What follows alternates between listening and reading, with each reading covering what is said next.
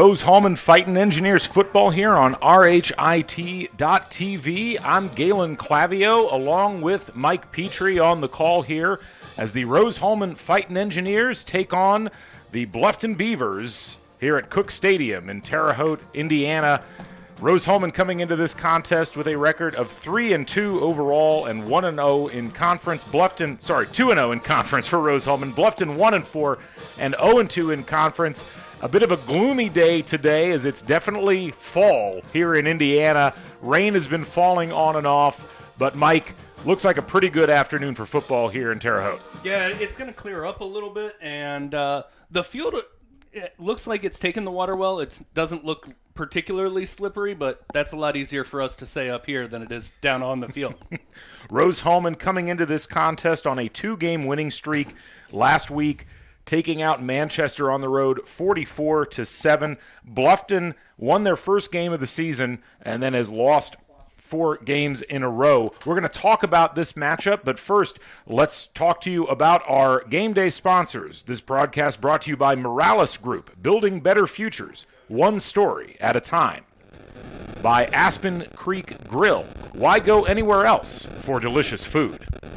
By Burtner Electric, providing quality electrical services in central Indiana.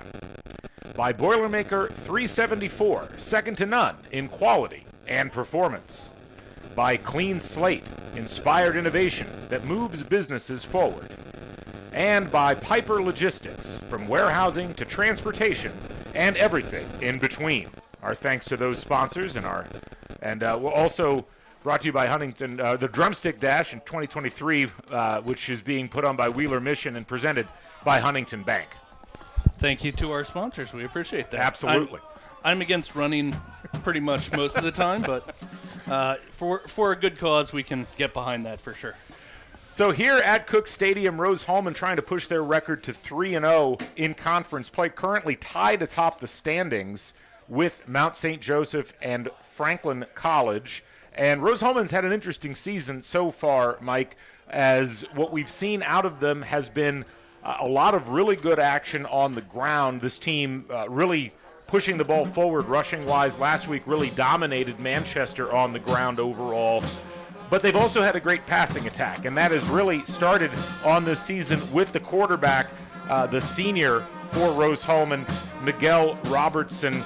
He has really been a guy that's been able to move the ball through the air a lot throughout the course of the season. Absolutely. And when you look at the top of the individual leaderboards statistically, the Fighting Engineers all over that. Jay Smith, Grant Raperta are numbers 2 and 3. Respectively, rushing yards per game in the conference. Miguel Robertson leads the HCAC in passer rating at 163.2.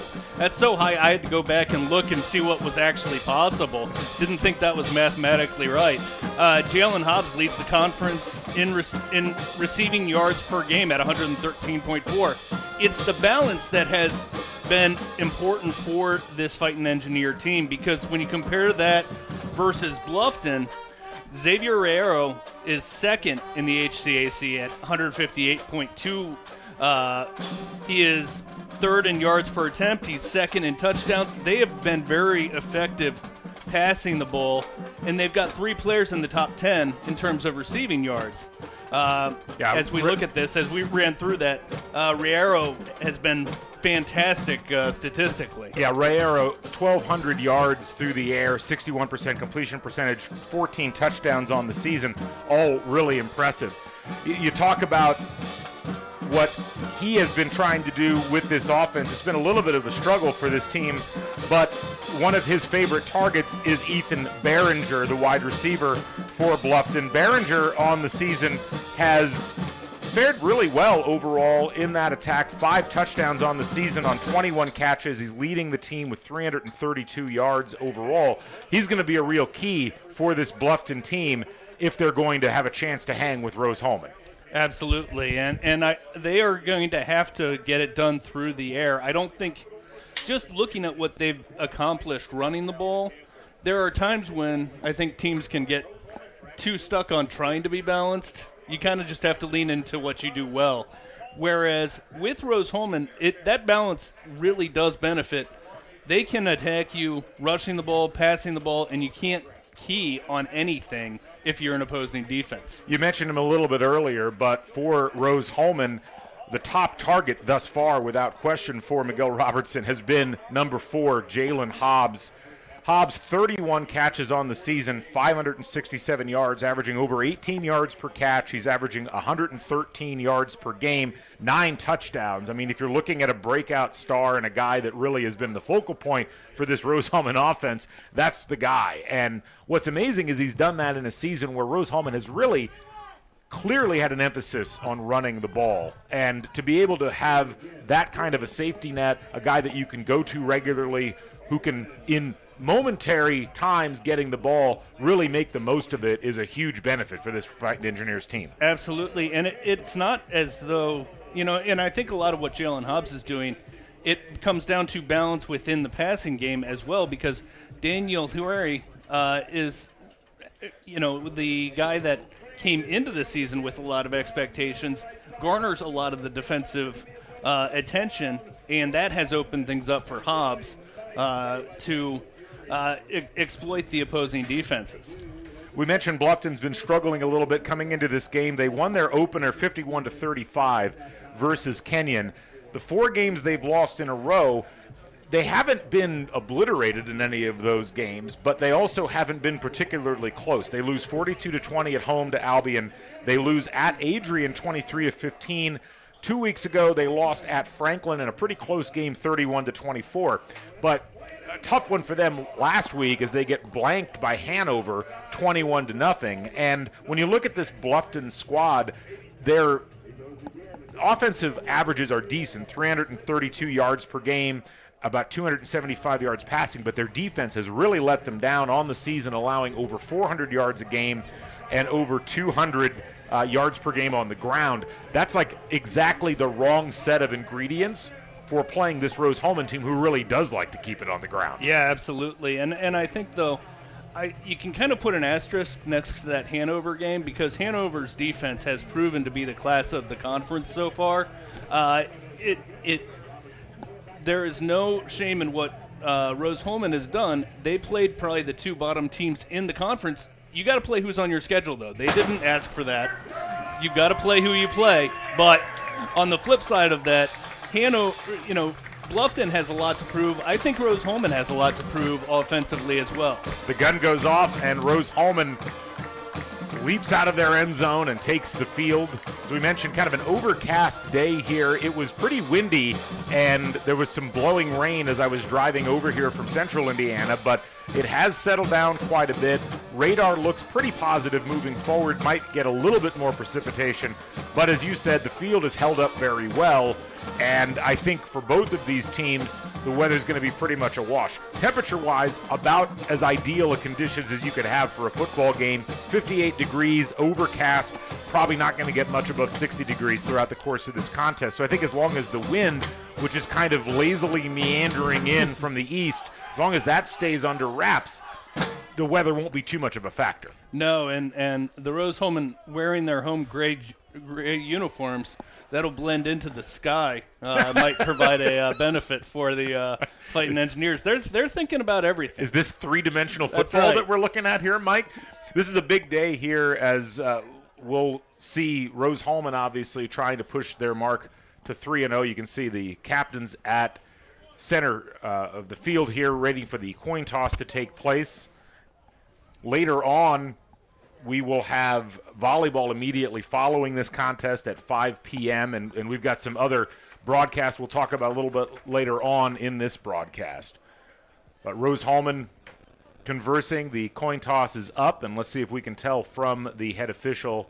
Looks like Bluffton has won the toss, and looks like Rose-Hulman is going to be kicking off here to start with. So Bluffton's going to receive, and looks like Rose-Hulman's going to go from east to west. We'll take a break and come back with the remainder of our pregame show and the national anthem here from Cook Stadium. Ladies and gentlemen, a good engineer, a good mathematician, a good scientist can identify problems. But in order to be a great scientist or engineer, you've got to have curiosity and you've got to have creativity, and that's what's going to set you apart. You can't teach curiosity. You just need to encourage your student to be curious. Curious in anything that they do. Curious so that it brings out the innovations, the new ideas. Welcome back to Cook Stadium. I'm Galen Clavio along with Mike Petrie as we are getting ready for HCAC tournament action, or regular season action, pardon me.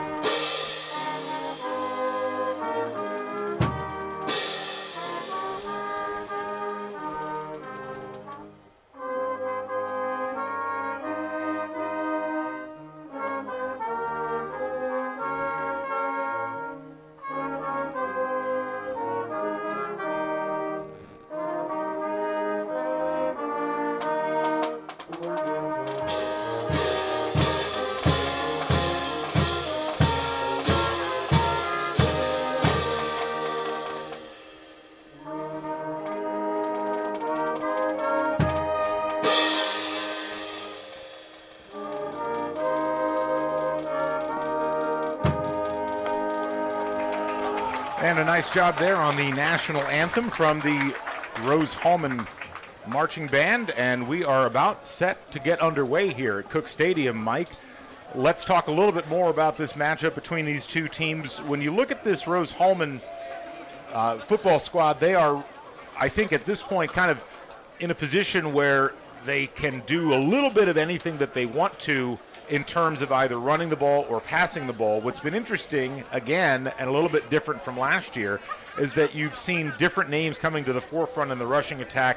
Jay Smith has really been among the breakout runners on this game. Last week against Manchester, 20 carries, 112 yards, and a touchdown. And on the season, Smith, while he's slightly behind Grant Raperda, the nominal starting running back at 358 yards, he's actually averaging almost 1.5 yards more per carry on the season. Yeah, and I think that it's, again, you can get a little bit of the thunder lightning attack there. Jay Smith certainly has a very good burst, and when we've seen him, he's played one fewer game, so his total yards are down, but he certainly has shown that burst and the ability to get into the second level. We're underway here. The kick deep to C.J. Thompson. He'll let it bounce into the end zone. That'll be a touchback, and Bluffton will have their first possession of the game. A wise decision there. Obviously, we've talked a lot about offenses. Defensively, Bluffton actually, where they have been able to stay in games, it's using the big negative plays. They've got 29 tackles for loss in across 5 games, and 5 interceptions, 5 more fumbles. That's obviously the great equalizer, and the Fighting Engineers have done well keeping the ball on their side. Rayero will try a little inside pass on the first play, and a nice gain of about 7 yards there. That pass completed to Ethan Behringer, who we talked about early on, the 6'3 senior out of Findlay, Ohio. So second down and 2.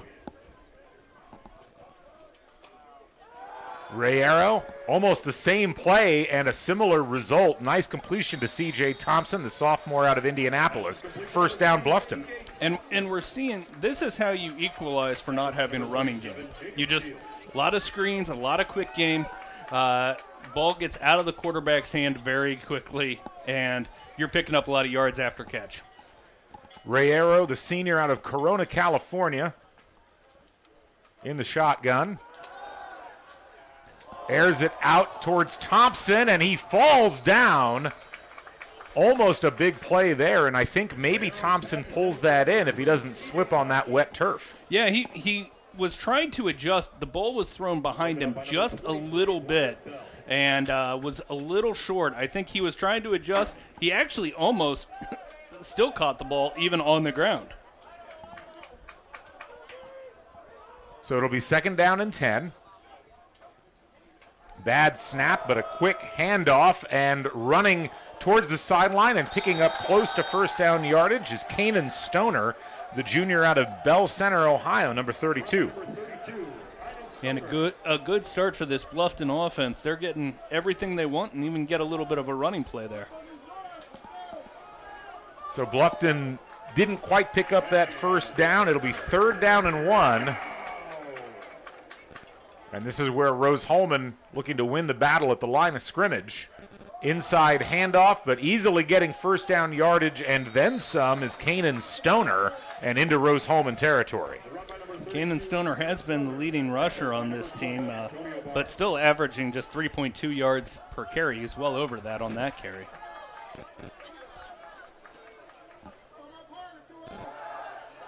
Quick pass out, and Behringer has it again, and Rose-Hulman not showing a lot of resistance right now on those interior passes.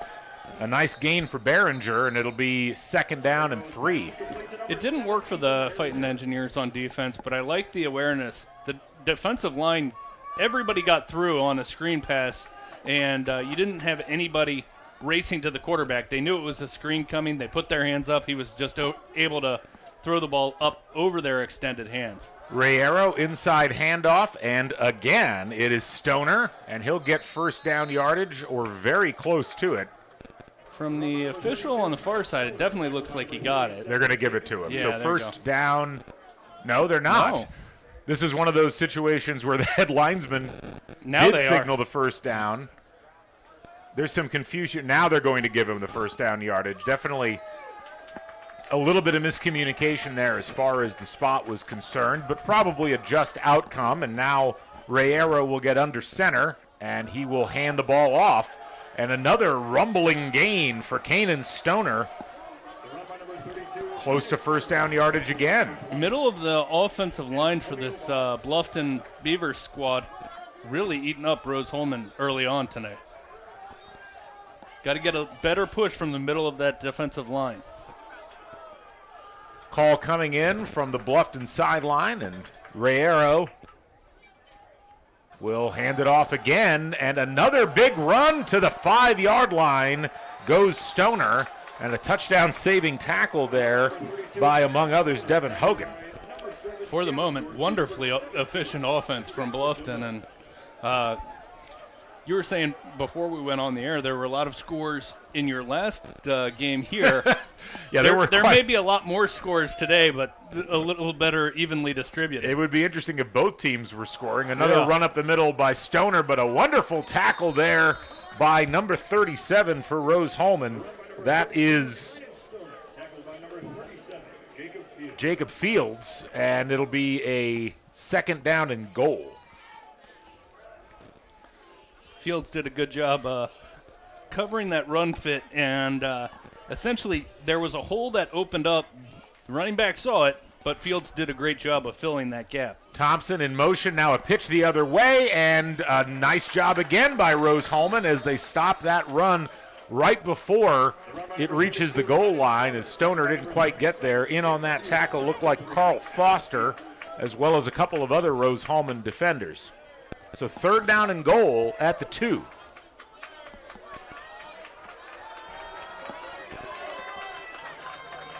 It'll be Rayero under center, and the handoff and the touchdown. Bluffton draws first blood, and it's Kanan Stoner who was really the star of that drive for the Beavers. Yeah, they established the pass early on. They used the pass to set up the run on that drive, and now Fighting Engineers have to go back to the drawing board and figure out what they want to do defensively, because that was about everything Bluffton could have asked for, including taking 4 minutes and 10 seconds off the clock. A lot of what is going to help Bluffton's defense is keeping Rose-Hulman's offense off the field. Drew Michael with the extra point. It's 7-0. We'll be back after this. At Morales Group Staffing, we are all about building better futures. And during these times, we are working hard to put people to work. We are now hiring for hundreds of jobs with pay up to $17 an hour. Visit our website at moralesgroup.net or text JOBS, JOBS, to 317-472-7600 to apply now and get hired today.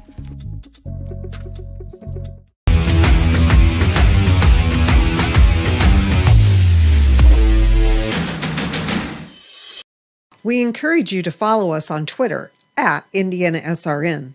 Find upcoming games, video highlights, and much more. Follow us now at IndianaSRN. Welcome back to RHIT.TV coverage of Rose-Hulman football. I'm Galen Clavio. It's 7-0. Bluffton leading Rose-Hulman very early on here in this contest. Kickoff coming from the Beavers. And kind of a short pop-up kick that bounces, and Rose-Hulman, you got to jump on it. Yeah, they struggle with it, but they did eventually cover it. A heads-up play there by number 14, Bryce Chen.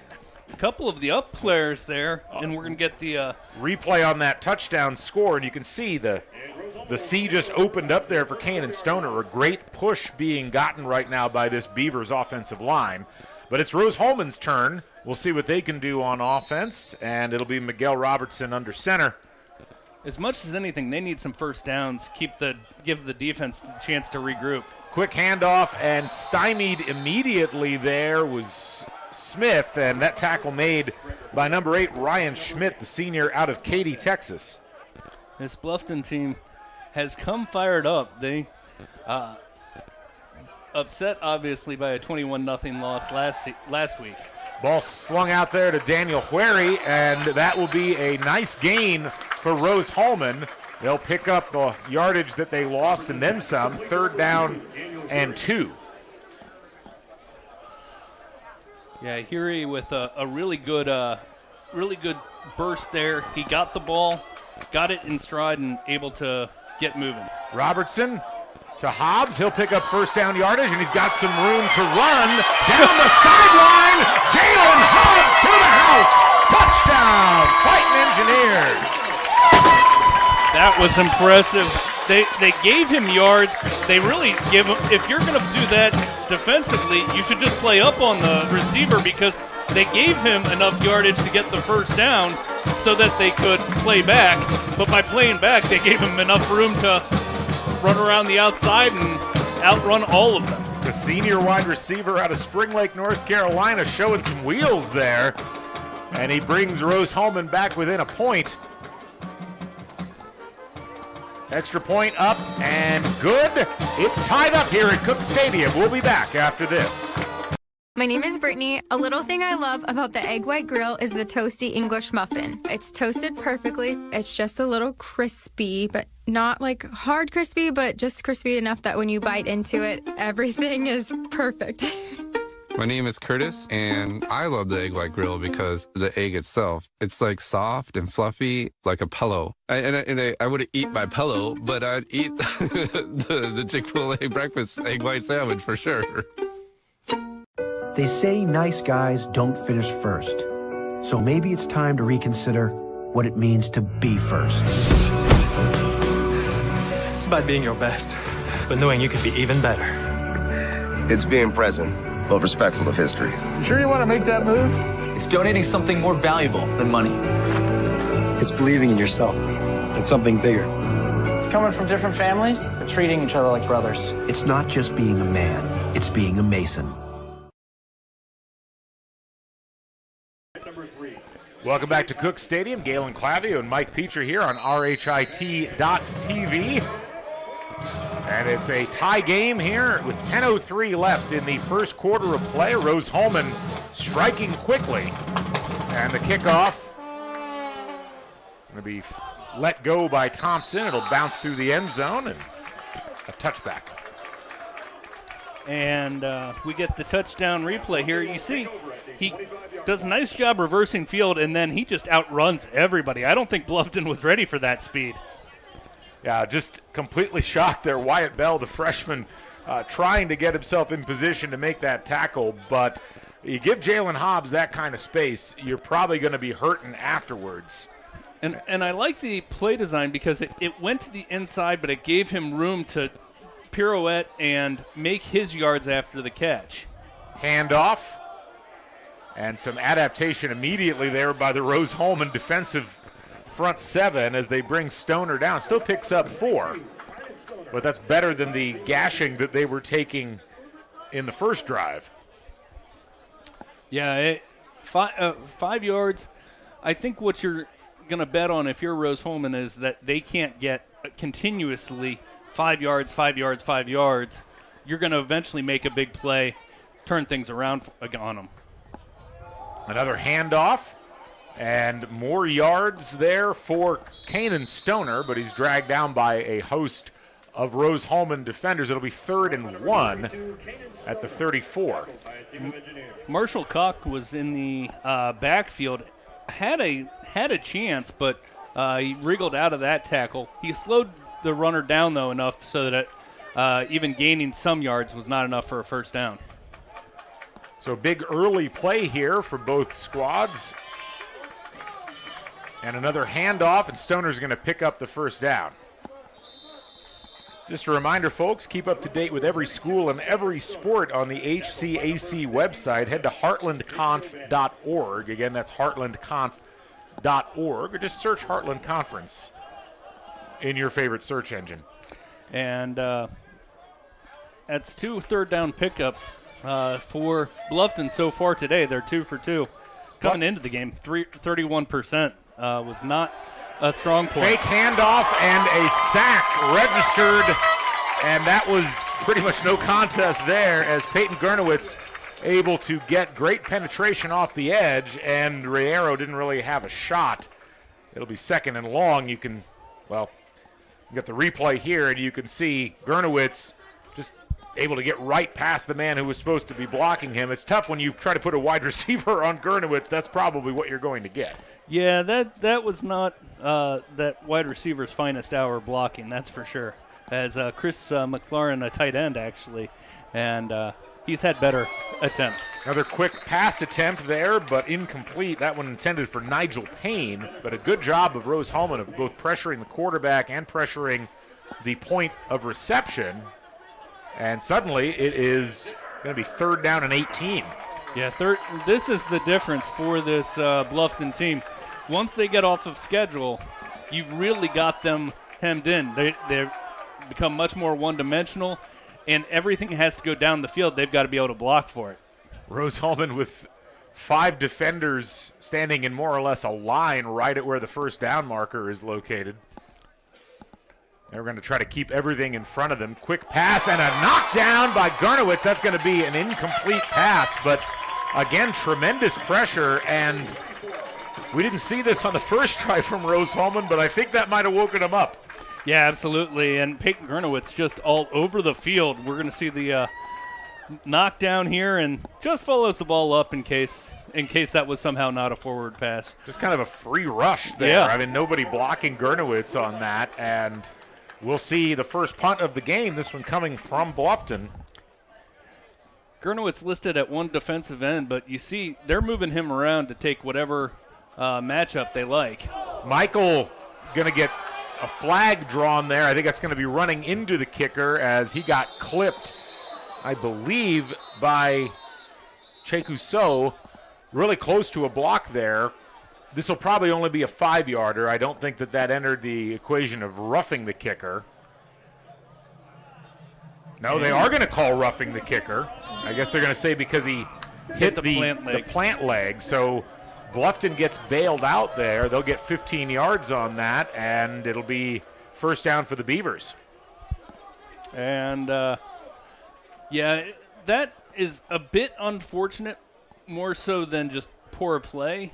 He was coming in. He was doing what you want him to do. He just, when he dives, you have to be cognizant of where the punter's plant leg's going to be, because that's the only way you really get burned on that. So it'll move the ball to the Bluffton 44, and they will resume possession there. Riero in the backfield with a new face, Todd King, who's come in to spell Stoner, and they'll hand it off to King. Good penetration again, but King fast enough to get to the edge, and he'll pick up about 6 yards. Yeah, you're seeing some problems with contain on both sides. I think the wide receivers' speed probably surprising some defensive backs on both teams. Bluffton has been pretty consistently splitting 3 wide receivers in various formations. They've got King, who they'll hand it off to, and he'll squirt through for a first down. Feels like an ebb and flow here, where Rose-Hulman looked loaded for bear defensively on those first 3 plays. That penalty kind of took the wind out of their sails a bit. Yeah, they're playing on their back heels a little bit, and the defensive front really has to reestablish, and just they need to hold up at the point of attack. They don't need to dominate. They just need to open things up for their linebackers to make plays. King, shifty there with the ball, and he'll be tackled, but not before he gets very close to first down yardage. Looked like Marshall Cook on the tackle. And so second and less than a yard, basically, for Bluffton, and inside Rose-Hulman territory by a pretty significant margin now. High snap, feel like, and a reverse, and they're going to try to roll out pass play, and it was snipped out immediately. That was a really good job by Rose-Hulman defensively, as they did not allow any daylight there for Bluffton. You can see on this play trying to get some kind of line down the field, but not really finding it there. That was number 15 for Bluffton. Backup receiver. Gernowitz helped cause that, though, because he pinched in and allowed the other 2 defenders to flow out. They were all over that play. And an inside handoff there to King. Doesn't pick up the yardage needed, as that'll bring up 4th down and about 6. We'll see what Bluffton chooses to do. I wouldn't be shocked to see them go for it here, as they're in no man's land, as people would say now. We've got a steady rain starting to fall and coming in at a pretty high rate of speed with the wind. So Bluffton going for it on 4th down with the rain in their faces.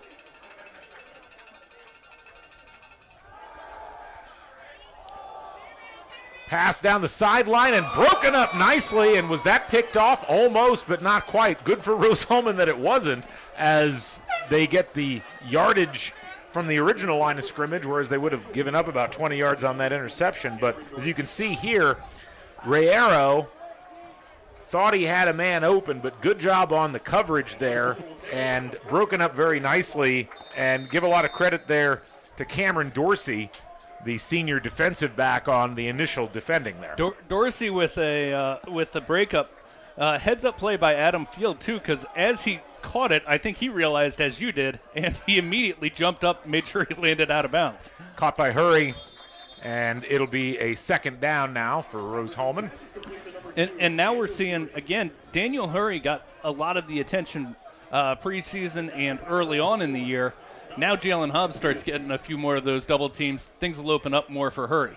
Robertson fakes the inside handoff. He'll have to scramble, and now he'll dump it off to Grant Ruperta, and that'll be a 1st down. Nice job there. Great presence of mind by Miguel Robertson as that pocket collapsed. He didn't panic. No, he scrambled. He kept his eyes upfield, though, and realized still easier to throw the ball than to get running it. Nice connection to Hurry, and it'll be a 1st down. Daniel Hurry able to find a little bit of a gap there on the edge after that completion, and now into Bluffton territory. Rose-Hulman moving the ball once again. And you see how efficient Robertson is. He's just great at finding, getting the ball outside, getting it to his faster players, and letting them do what they do best. Hobbs off the pass from Robertson, and he'll pick up about 5 before he's tackled.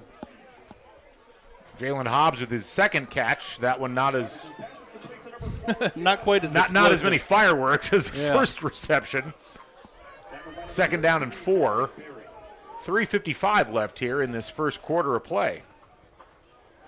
Another quick pass out, and evading a couple of tacklers is Daniel Hurry, and he'll be taken out for a first down there, but a wonderful job as he juked a couple of defenders, and that'll end up on some highlight reels later on in the season. Absolutely. Robertson didn't do him a lot of favors. That was a tough pass. We see the replay here. He had to jump up, gather it, and come down, and was still able to make a couple of guys miss. I was a little surprised. He was taken down out of bounds. Rose-Hulman's coach wanted a late hit. Didn't get it. Ruperta looking for yardage and finds quite a bit of it, and a push all the way down to about the 5-yard line. Yeah, we talked about Bluffton on that first drive. They used the pass. That set up the run. Rose-Hulman doing the same here. A lot of times you try to do it back. This is kind of backwards of what teams try to do, but using that pass, you soften up the defense, and then all of a sudden Ruperta's running into a light box. Ruperta ended up taking that. Robertson got the pitch and a touchdown, and it's Daniel Hurry in the corner of the end zone. They split Robertson all the way out. They bring him back. Ruperta gets the snap and tosses it to Robertson. It completely confused the Bluffton defense, and us for that matter. Yeah, that's an interesting play call, because usually when you've got a guy coming on a jet sweep like that, you do it so he continues to roll out. They ran it, the jet sweep, he just stopped as soon as he was handed the ball. Some clever play calling, and on the extra point, up and good. 14-7, Rose-Hulman leads. We'll be back right after this.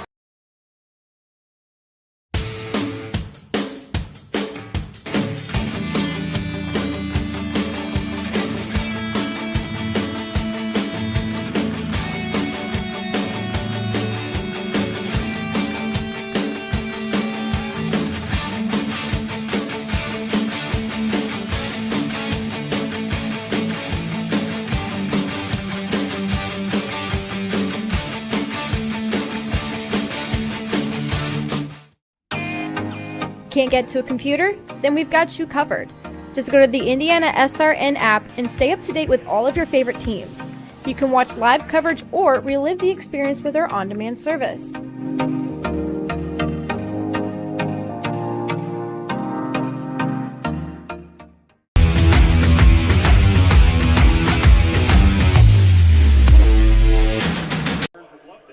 Welcome back to Cook Stadium. Rose-Hulman leads Bluffton 14-7, and they'll be kicking off here as Jonathan Oliger getting set to put his foot into it. The rain has momentarily subsided, and we're back underway here on RHIT.TV. And a kick return attempt gone awry there for C.J. Thompson as he slipped on that wet turf. And I think we're going to go back to the touchdown, yeah. Absolutely. So you can see Ruperta handing it off to Robertson, and he looks right into the corner of the end zone, and there's Daniel Hurry. It's one of those plays you just don't see that often, Mike, as you said, because that type of action is very unusual. Well, and a lot of times quarterbacks love that jet sweep because it's an easy completion. That time, Ruperta had to hang in long enough to hand the ball to Robertson. First down, just trying to get an extra yard or two there is Xavier Riero, and he'll do so up to the 4, so it'll be second down and about 8.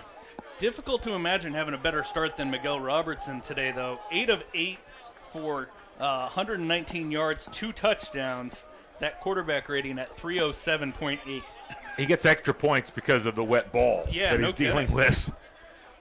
Rose-Hulman defense, bad snap there, and a good job by Xavier Riero to avoid a safety, but just barely, as in on that pressure, I believe was Jakey Ovancic. That was a very dangerous play there. We saw earlier those high snaps coming in from the Bluffton center. It almost bit them there.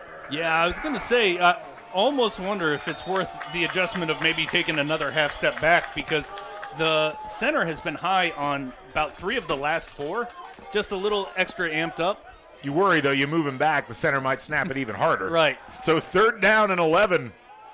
Riero, little inside pass to Thompson, snicked out immediately, and that'll force a punt.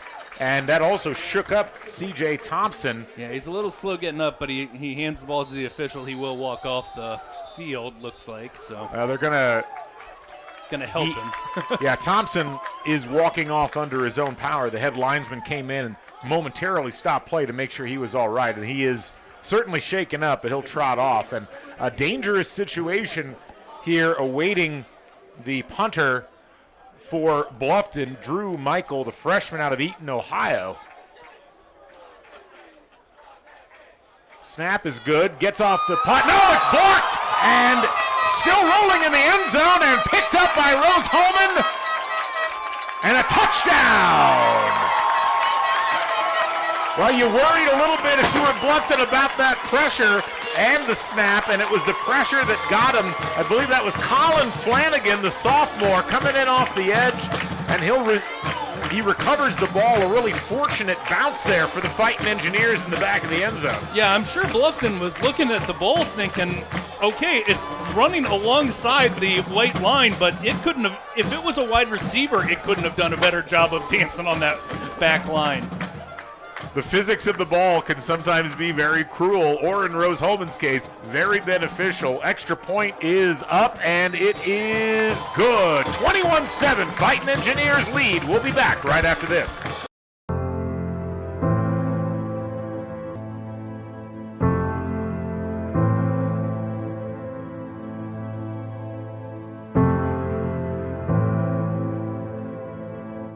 Calling officials cheaters or corrupt? It's not a game. Insulting referees. It's not a game. Threatening officials. It's not a game. Berating young umpires, learning the ropes. It's not a game. Violent language in the stands. It's not a game.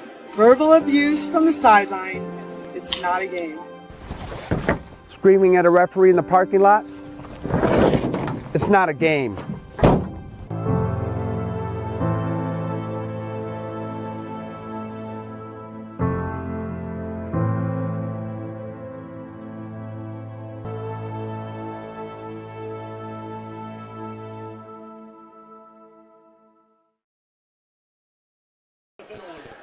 Welcome back to Cook Stadium. Galen Clavio, Mike Petrie here on RHIT.TV. Great to have you joining us. Rose-Hulman went down 7-0. They've scored 21 unanswered since then. 1 minute left in the first quarter of play, and we're ready for another kickoff. Bluffton hoping this one goes better than the last one did for them. High end over end. And receiving and bringing it out, Andre Price, the junior. And he'll pick his way through and get up to about the 25-yard line. And we'll have a replay here of that block punt. And Mike, just a lot of things went wrong here at once for Bluffton. Yeah, too many men for them to block. They didn't make the adjustment, and then it just runs all the way around the side.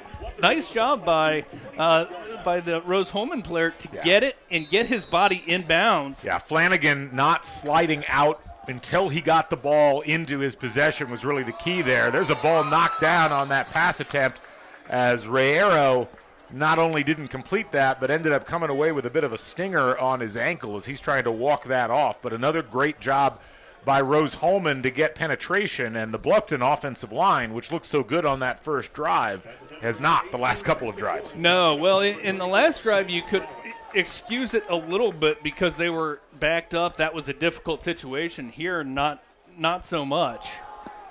Second down play, and back into the game is Stoner, and he'll pick up quite a bit of yardage, and a flag comes down late. Might be a late hit. Yeah, it's looked like Stoner got turned around at the end of that play, and player you got to know where you are on the field. So we'll wait for the official word here as the officials are discussing it. Stoner on that run, I mean, he really looks like at a different level than a lot of the other Bluffton players. So indeed, foul called on number 54, Riley Lopian, the senior. So another 15 yards tacked on to the end of it, and Bluffton back in Rose-Hulman territory. Yeah, that's really the only nit you can pick if you're a Rose-Hulman coach from this first quarter. They've done pretty much everything you've liked after that first drive, but penalties have been a killer. Stoner hard to bring down, and he'll pick up another 10 yards, and it'll be another first down. Really impressive running so far by Kanan Stoner.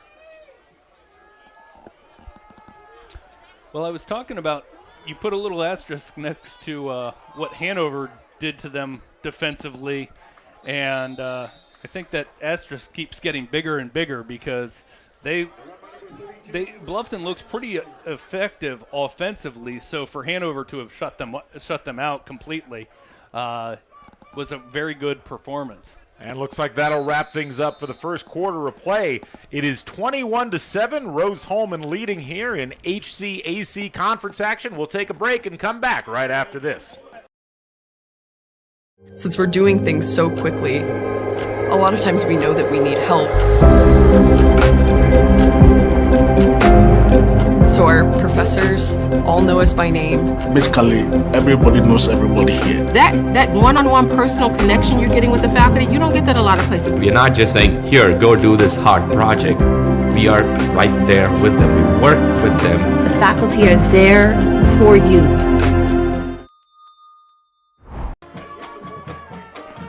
Welcome back to Cook Stadium. Coming up right after this football broadcast, it is Defiance taking on Rose-Hulman in volleyball.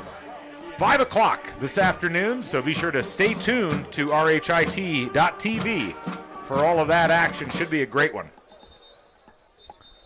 We get ready for the start of the second quarter. Some quick first half stats, Mike. Yeah, well, we talked about Miguel Robertson, 8 of 8, 119 yards, 2 touchdowns. And now he's gotten to sit on the bench for a little bit as the defense special teams got the score last time. Another big gain by Caden Stoner, picks up another first down, and he has been the secret sauce thus far for the Beavers. He just goes over 100 yards for the game already. 13 carries, 92 yards in that first quarter. We talked about Bluffton's passing game. That has not been as much of a factor. They've been leaning on the rushing game pretty much. After that first drive, they got to about the 50 with their passing game, and then since then it's been all running the ball. Another big run by Stoner into the end zone, but hold your horses. There's a flag down on the field. And that is right at that line of scrimmage. That might be, if that wasn't offsides, that might be a holding call. They're saying it's against Rose-Hulman. And they are going to say against Rose-Hulman, so touchdown Bluffton, and a big, important response for the Beavers as they absolutely had to get themselves back in this game, especially with as much as they've had to lean on the run. Yeah, when you have a running game that is the basis of your offense, and it looks like that's what Bluffton will be today, you don't want to get too far behind because then you really start having to lean much more on the passing game. Drew Michaels' extra point is up and good, and I think we have a replay coming of that touchdown. So we see just a whole lot of open room, and then Stoner's doing a good job he's getting to the second level. His blockers are getting him to the second level, but he's making some guys miss, and looked like there were a couple of missed tackles, and then he leaned forward. That got him into the end zone. Yeah, as with Grant Ruperta for Rose-Hulman, Stoner's just a hard guy to bring down. He's a big dude, 6'1", 212, and just really difficult to tackle, as you saw there. Just a reminder, folks, the HCAC Commissioner's Cup is a rotating trophy awarded to the institution that garners the most overall all-sports points.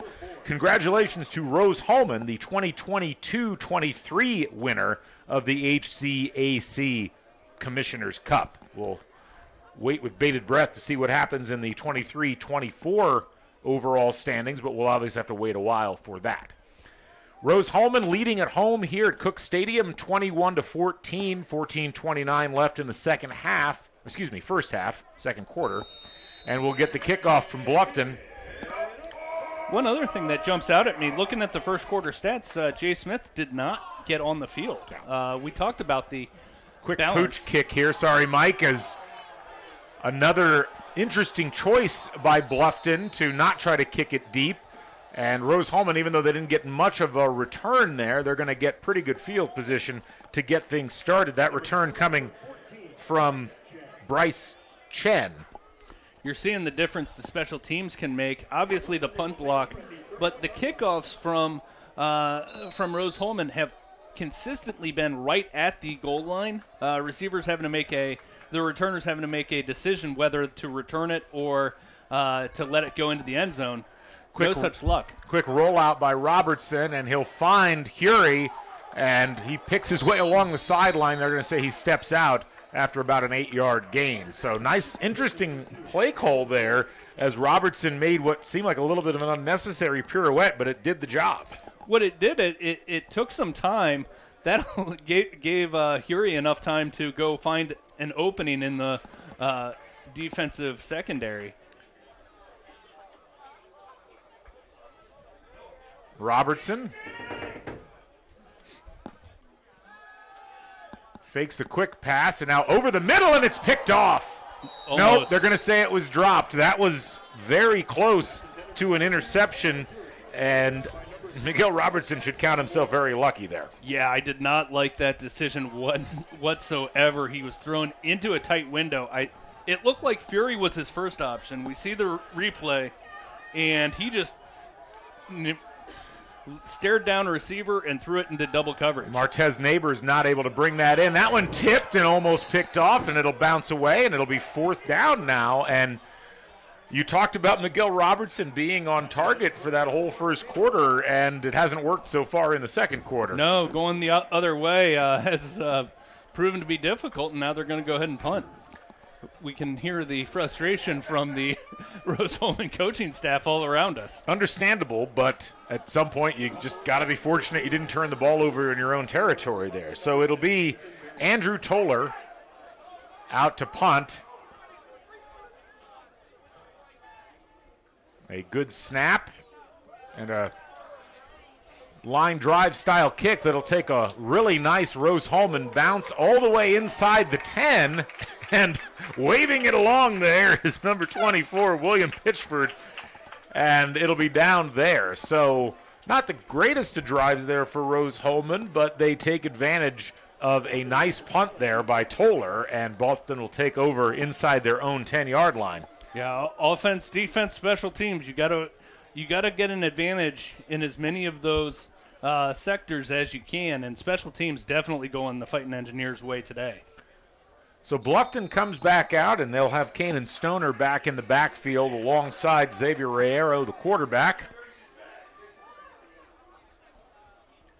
And an inside handoff to Stoner, and that was nicely sniffed out by Rose-Hulman. Didn't initially see who was on that tackle. I think it might have been Gernowitz. No, it was Riley Lopi in there, number 54. Player down for, looks like one of the offensive linemen. We'll take a quick break and come back.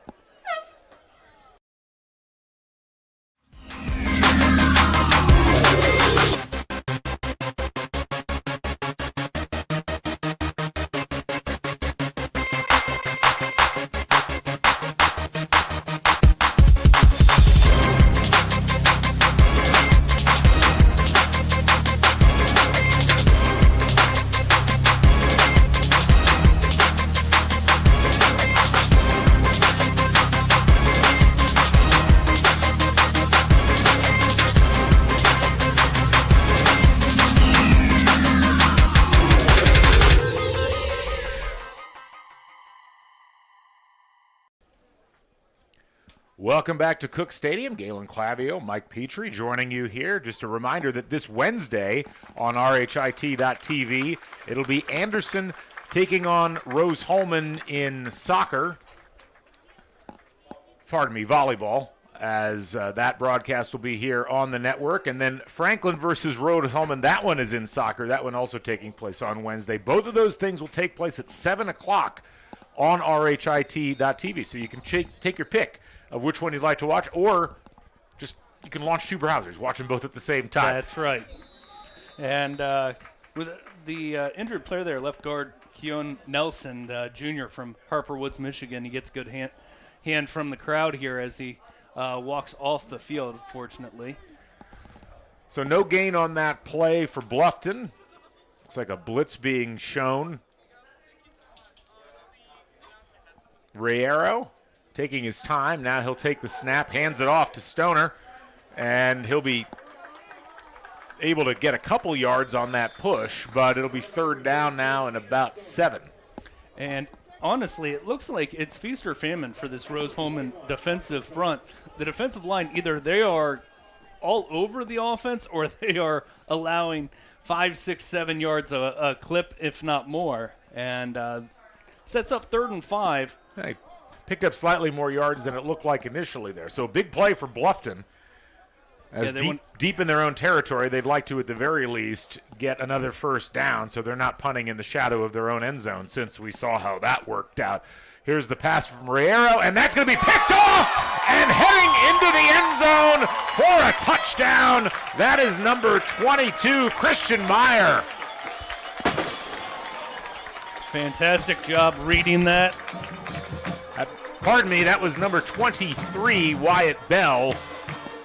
But regardless, an ill-advised pass by Riero significantly underthrows his wide receiver, and I mean, I've seen telegraphed passes, Mike, but that was like, let's just rent a big flag and wave it around and say, I'm passing that direction. Not much of a chance there for Bluffton to keep that one out of the end zone. Yeah, not only that, but obviously a long pass going from one hash to the sideline.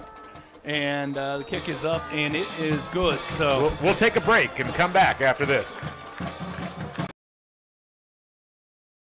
From warehousing to transportation and everything in between, Piper Logistics does it all. Centrally located, Piper Logistics has 2 warehouses in Indianapolis and a warehouse in Cincinnati, Ohio. Piper Logistics houses over 1 million square feet. Along with our transportation department, we can provide service to half the United States markets.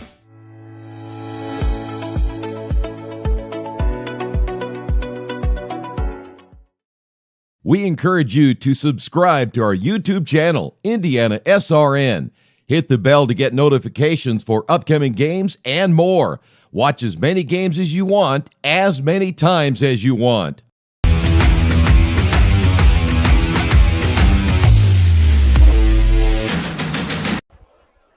Welcome back to Cook Stadium. Rose-Hulman with another momentum-changing play as the freshman out of River Falls, Wisconsin, Wyatt Bell, picks that one off and takes it back for 6, and suddenly it's 28-14. Rose-Hulman back up by 2 scores. Yeah, and it's been defense and special teams since the middle of the first quarter.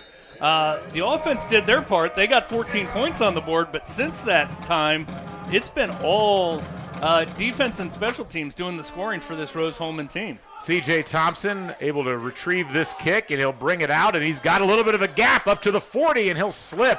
Ball popped out, but he was very clearly down. But a nice return by C.J. Thompson after some problems earlier on with his returns. Let's take a look at that interception. Yeah, you talk about telegraphing. He just stared down his receiver, and then that was a pass that it took too long to get to the sideline. Yeah, honestly, it's part of that is play design. Part of that is good job by Wyatt Bell. I don't want to undersell that, but that ball just took forever to get out to him, and Wyatt Bell read it perfectly. Well, it was also odd because Kanan Stoner looked like the intended receiver, the running back, and perhaps he didn't run the right route. Here's Todd King in. He'll pick up a couple yards on first down. And a decent job by the defensive front that time. I think as much as anything, they've just got to force as many third downs as possible, but then you've got to get off the field, or at least force a punt. They've done better at that recently, but with Bluffton, their whole offense is based on staying on schedule. Another bad snap, and Riero pays the price. He's dragged down well behind the line of scrimmage. Coming away with the ball there was number 21, Marshall Cook, but they're going to rule him down as he tag-teamed with Peyton Gernowitz on that sack. When Bluffton's had everything go right on their plays, they've had a lot of success, but they've had a lot of circumstances so far where bad snap, guy slips, blocking doesn't materialize. It's been very much feast or famine, as you said earlier. Well, yeah, and I think a lot of that comes down – their offense requires kind of a level of precision and a level of it's a small margin of error. They really need everybody to do exactly what their job requires. Riero completes on third down. It'll be well short of the first down, as that was C.J. Thompson. Right at midfield, down 14. Going to be interesting to see what Bluffton decides to do I think they might go for it. They are going to stay on the field here, and 8 yards, this has been a dangerous area for them overall. When it was 3rd and 8, 3rd and long, having to get a longer completion has been difficult for this team. Rayero in the shotgun. Blitz, airing it out to Thompson, and a flag down. That'll be pass interference called on Wyatt Bell, and probably the right call there. Yeah, got a little bit of handsy on the as he was turning to his back pedal, from his back pedal to essentially playing trailing coverage, and that was a good acting job by C.J. Thompson, too. Didn't quite get the shot in the camera, but I was watching it as it happened. There was clearly contact, and I think they're only going to call holding as opposed to calling pass interference. Probably you could have gone either way on that, but regardless, it's going to be a first down for Bluffton, and they get a reward for being a little aggressive there on the 4th and 7. Yeah, and that's what you like to see, and that was a difficult call, but it was a go ball, and if he wasn't impeded, Thompson would have been pretty much right under that ball, would have been a touchdown. So you go for it on 4th down, would have had a chance. Rayero airs it out down the sideline again, and it is incomplete. Looked like Andre Price had a shot at it there, but he dropped it on. It was well defended. I think Bell out there on that play as well. Yeah, he stayed with Price here. See Andre Price Jr. going down the sideline, and yeah, Bell really did a good job of not letting Price have a clear shot at the ball. And Bell never looked back at the ball, but he had a good feel for it. He just threw his hands up, made it difficult for Price Jr. to see it. Rayero going to hand off to King, and he'll get tripped up by Gernowitz. Picks up about 4 on the play. That was an interesting play call, draw there, trying to take advantage of the Rose-Hulman defense being aggressive. Didn't really catch Rose-Hulman in that, but by the time he handed the ball off, enough room had developed. He was able to pick up at least a few yards, 4 yards. Another 3rd down and 6. Rayero going to complete the pass out to Thompson for a first down. And that's what you like to see. Thompson uses his speed to his advantage there because you have to respect the deep ball. They've gone deep a couple of times. So he goes 10 yards, slams on the brakes, and Wyatt Bell is left trying to scramble to recover. Rayero going to hand it off, and again, King squirts through and picks up close to first down yardage. Looks like he did get a first down. The Bluffton offense back and firing on all pistons again. Yeah, we talked about it's low margin for error, but when everything works right, it's fake handoff and pass into the end zone. Touchdown, C.J. Thompson. Flag is down here on the near side, and this is coming back. It's going to be illegal man downfield. Yeah, and unfortunate because that was a great catch by C.J. Thompson. Just went up over the Rose-Hulman defender. So fortunate for the Fighting Engineers. And now, again, we talk about Bluffton's offense really works with momentum. You can see this replay. I mean, it was a really nice job by Thompson. Wyatt Bell wanted a little shove off there. They're probably not going to flag that, generally speaking. But ineligible man downfield is hard to debate, and I think it was clear there was an offensive lineman down the field a bit there. So that'll come back. I've got to think that's missed play call because that it wasn't like it was a long scramble and he thought the quarterback was going to run. Not sure what he was doing down there, but now it comes back, and again, you get this Bluffton team off schedule, 1st and 15. They've got to get a bigger gain of yards just to get themselves back into a more manageable 2nd and 3rd down. That flag was thrown on David Warfield, the right tackle. So 1st down and 15. Rayero going to send it towards the end zone, and it's off the hands of Ethan Behringer. He will want that one back on the bus ride home tonight. Yeah, that was good coverage. There, it was one where if Behringer catches that, the defender shrugs his shoulders, says nothing more he really could have done. But he bothered Behringer just enough, and Yeah, That's probably a ball you should catch. Yeah, that pass really well delivered by Xavier Reyero, and right in the corner of the end zone. You're one-on-one. That's when you got to pull in. Yeah, it arced it just over the defender's reach, and now 2nd and 15. So here's the toss, and Thompson can't pull it in, and they're going to call that incomplete. Rose-Hulman wanted that go in their direction, but that was clearly a pass that was not possessed. Right. Although Thompson almost did what is the cardinal sin, which is if you're not going to catch it, don't knock the ball up into the air. As he was trying to bobble it, and obviously you're trying to bring it in, but by doing that, he almost kept it in the air long enough for a Rose-Hulman defender to dive in and make that catch. Reyero getting the call in from the sideline. Still 3rd and 15, and looking to the near corner, and that's going to be overthrown. Looking for the flag potentially there was Deshaun Bont, but a nice job on coverage by Carl Foster, as well as Wyatt Bell over there as well. So looks like it's going to be 4th down. 4th and 15, they're going to kick. It'll be a long field goal. They are indeed setting up for the field goal. This will be about a 38-yarder. Wind is pretty much dead right now. Well, you don't see that every day. Drew Michael trying to prime himself to kick that, and he fell over as he lost his balance. That's not the way that you want to have to turn a 38-yarder into a 43-yarder. That's a bit embarrassing. He's lucky that he fell down, because otherwise, or he fell down when he did, because otherwise he was going to fall down after the snap, and the holder would have just been left, and I'm not sure what you do. I've watched a lot of football in my life, Mike. I'm not sure I've ever seen that before. Well, this will change the equation, and too close to punt.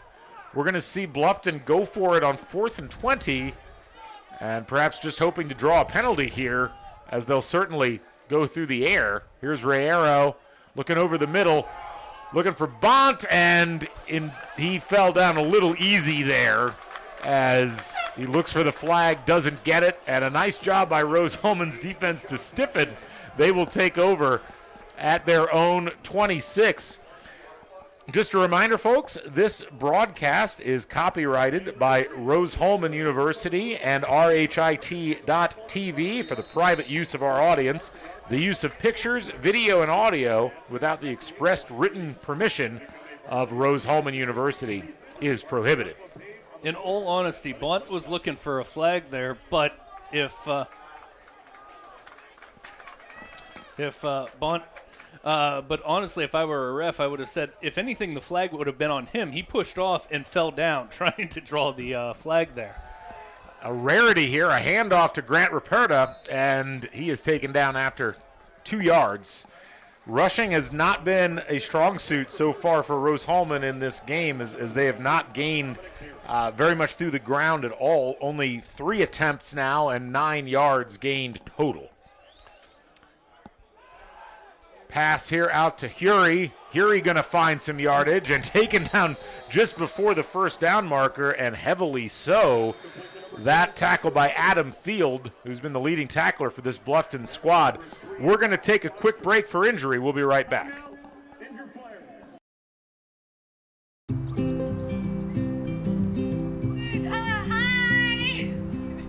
You're good at making big announcements.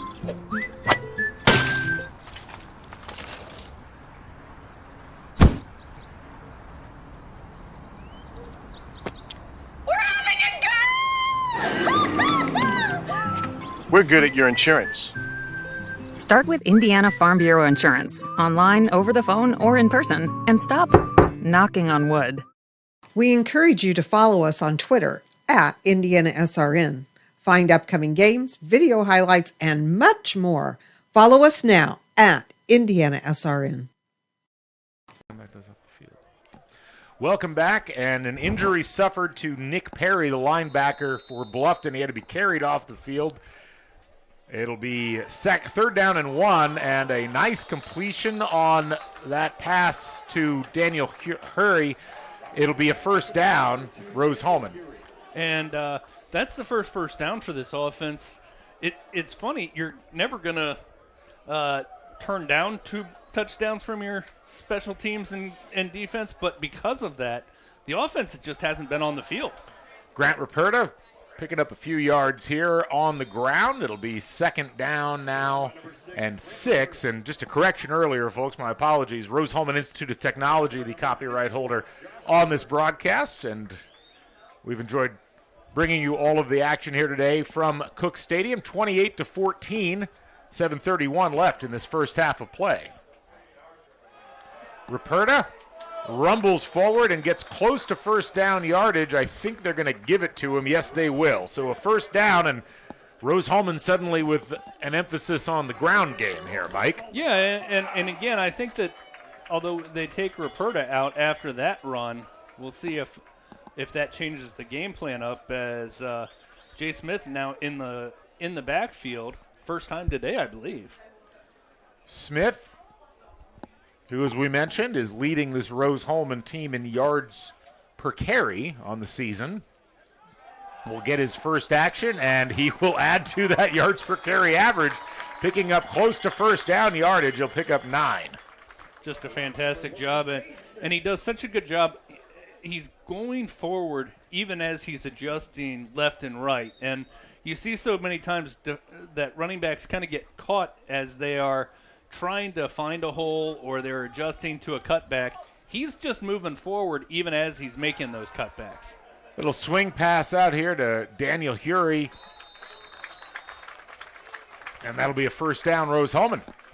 And again, now you start to see that balance pay off for this Fighting Engineer team. So Rose-Hulman getting back into a groove on offense, up by 2 scores, and you'd know they'd like to add to that before halftime. Rain has momentarily subsided. Robertson fakes the handoff and finds Hurry, who will go over the middle and pick up first down yardage and then some.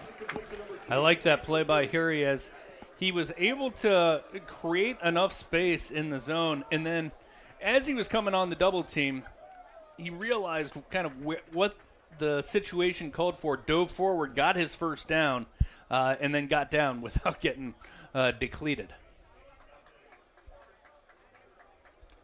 Rose-Hulman taking their time on these offensive plays now. No need to rush. Robertson, fake, and he'll pass it over the middle, and it's like about 7-yard gain there, and that is going to be pulled in by Hobbs. Nice job. Nice catch there by Hobbs. That throw was a little behind him. I think if Robertson had that one back, would have thrown a little more in front, and Hobbs would have had a chance to go and take the ball, get some more yards after the catch. So second down and 4, and now whistles and timeout going to be called by Bluffton. We'll keep it here and give you a little bit of a reset. 5:02 remaining in this first half of play. Rose-Hulman leading 28-14, and going into this drive, Mike, the statistics really didn't tell the whole story of this game, as Bluffton has looked like the better team offensively. They've had more first downs. They've had more rushing yards by far. They've even moved the ball, I think, slightly better through the air just in terms of moment-to-moment passes, but Rose-Hulman's had the big plays. They get the huge touchdown early on from Hobbs. They get the pick 6. They get the fumble recovery in the end zone. Rose-Hulman doing all the little things. Absolutely, and it's big explosive plays. Yeah, they had 5 first downs in that first quarter. All 5 of those came on one drive. Really the only sustained drive that the Fighting Engineers had. But that always gets skewed a little bit because your offensive numbers look bad in comparison when you get a defensive touchdown, when you get a special teams touchdown, because the offense just isn't on the field. Robertson in the shotgun fakes to Smith, and now here's Hurry. He'll shake off a tackle, jukes to the 5, and he'll be taken down there. It'll be first and goal, Fighting Engineers. Well, I don't think anybody doubted why Daniel Hurry was a preseason had the preseason honors, but he's certainly showing why today, as he has now caught, I believe, 9 balls, and has been Robertson's number 1 option much of the day. Jay Smith is in the shotgun, and he will fake the handoff to Robertson and take it himself into the end zone. Touchdown, Fighting Engineers. For the second time today, Rose-Hulman puts a running back behind center. The first time they toss it to Robertson for the score. This time Smith keeps it himself. Yeah, they used that fake handoff, that jet sweep that Robertson ran earlier. They fake off of that, get everybody's eyes going one way, and then Jay Smith just casually sneaks into the end zone, essentially. Extra point is up and good. We'll be back right after this. Your hauling or moving project has arrived, and College Hunks Hauling, Junk, and Moving has you covered. Honest. Uniformed. Nice. Knowledgeable. Service. College Hunks Hauling, Junk, and Moving. Can't get to a computer? Then we've got you covered. Just go to the IndianaSRN app and stay up to date with all of your favorite teams. You can watch live coverage or relive the experience with our on-demand service.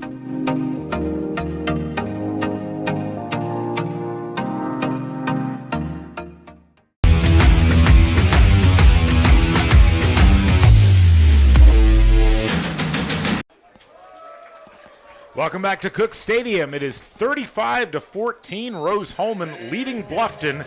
4:31 left in the first half of play. I'm Galen Clavio alongside Mike Petrie here on RHIT.TV.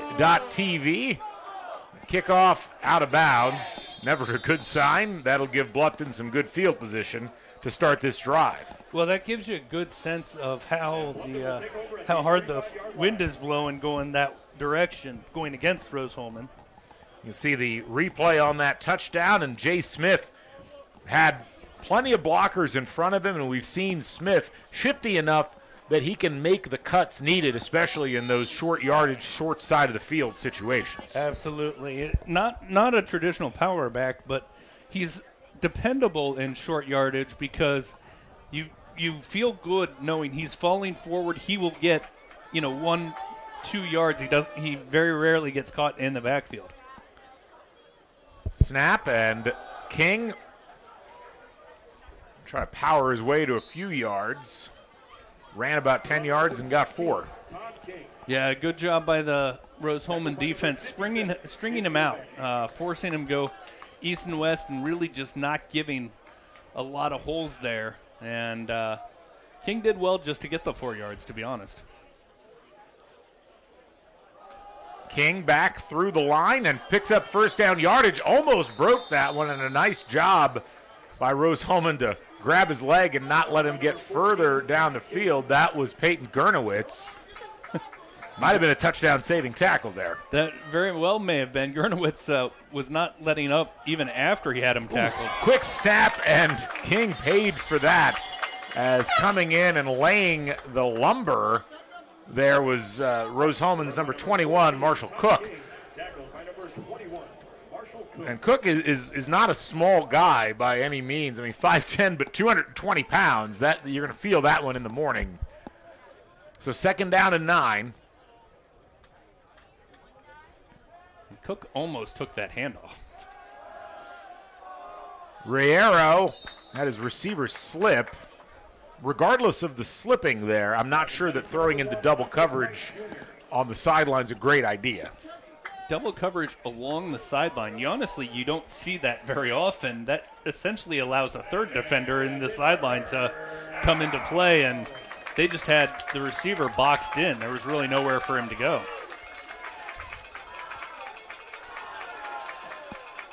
Riero in the shotgun on a third down, a flag down. Here's a pass complete to Behringer, and he'll pick up first down yardage, but let's see what the laundry is for. I wonder if that's going to be a an illegal formation because it came out real fast, and that is normally either offside, lined up in the neutral zone, or it is an illegal formation. We'll see what the call is here. And it is actually going to be illegal formation. First penalty called against Bluffton today, I believe. Well, except for the kicker falling over on the field goal attempt earlier. Yeah. So that'll move the ball back. Bluffton shooting itself in the foot a bit there, as now it'll be 3rd and 14.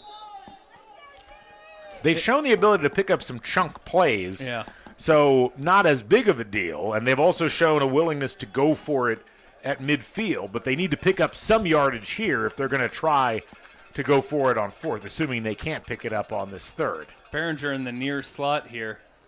Hand off to King, and a nice job on the tackle there by Jakey Jovanich.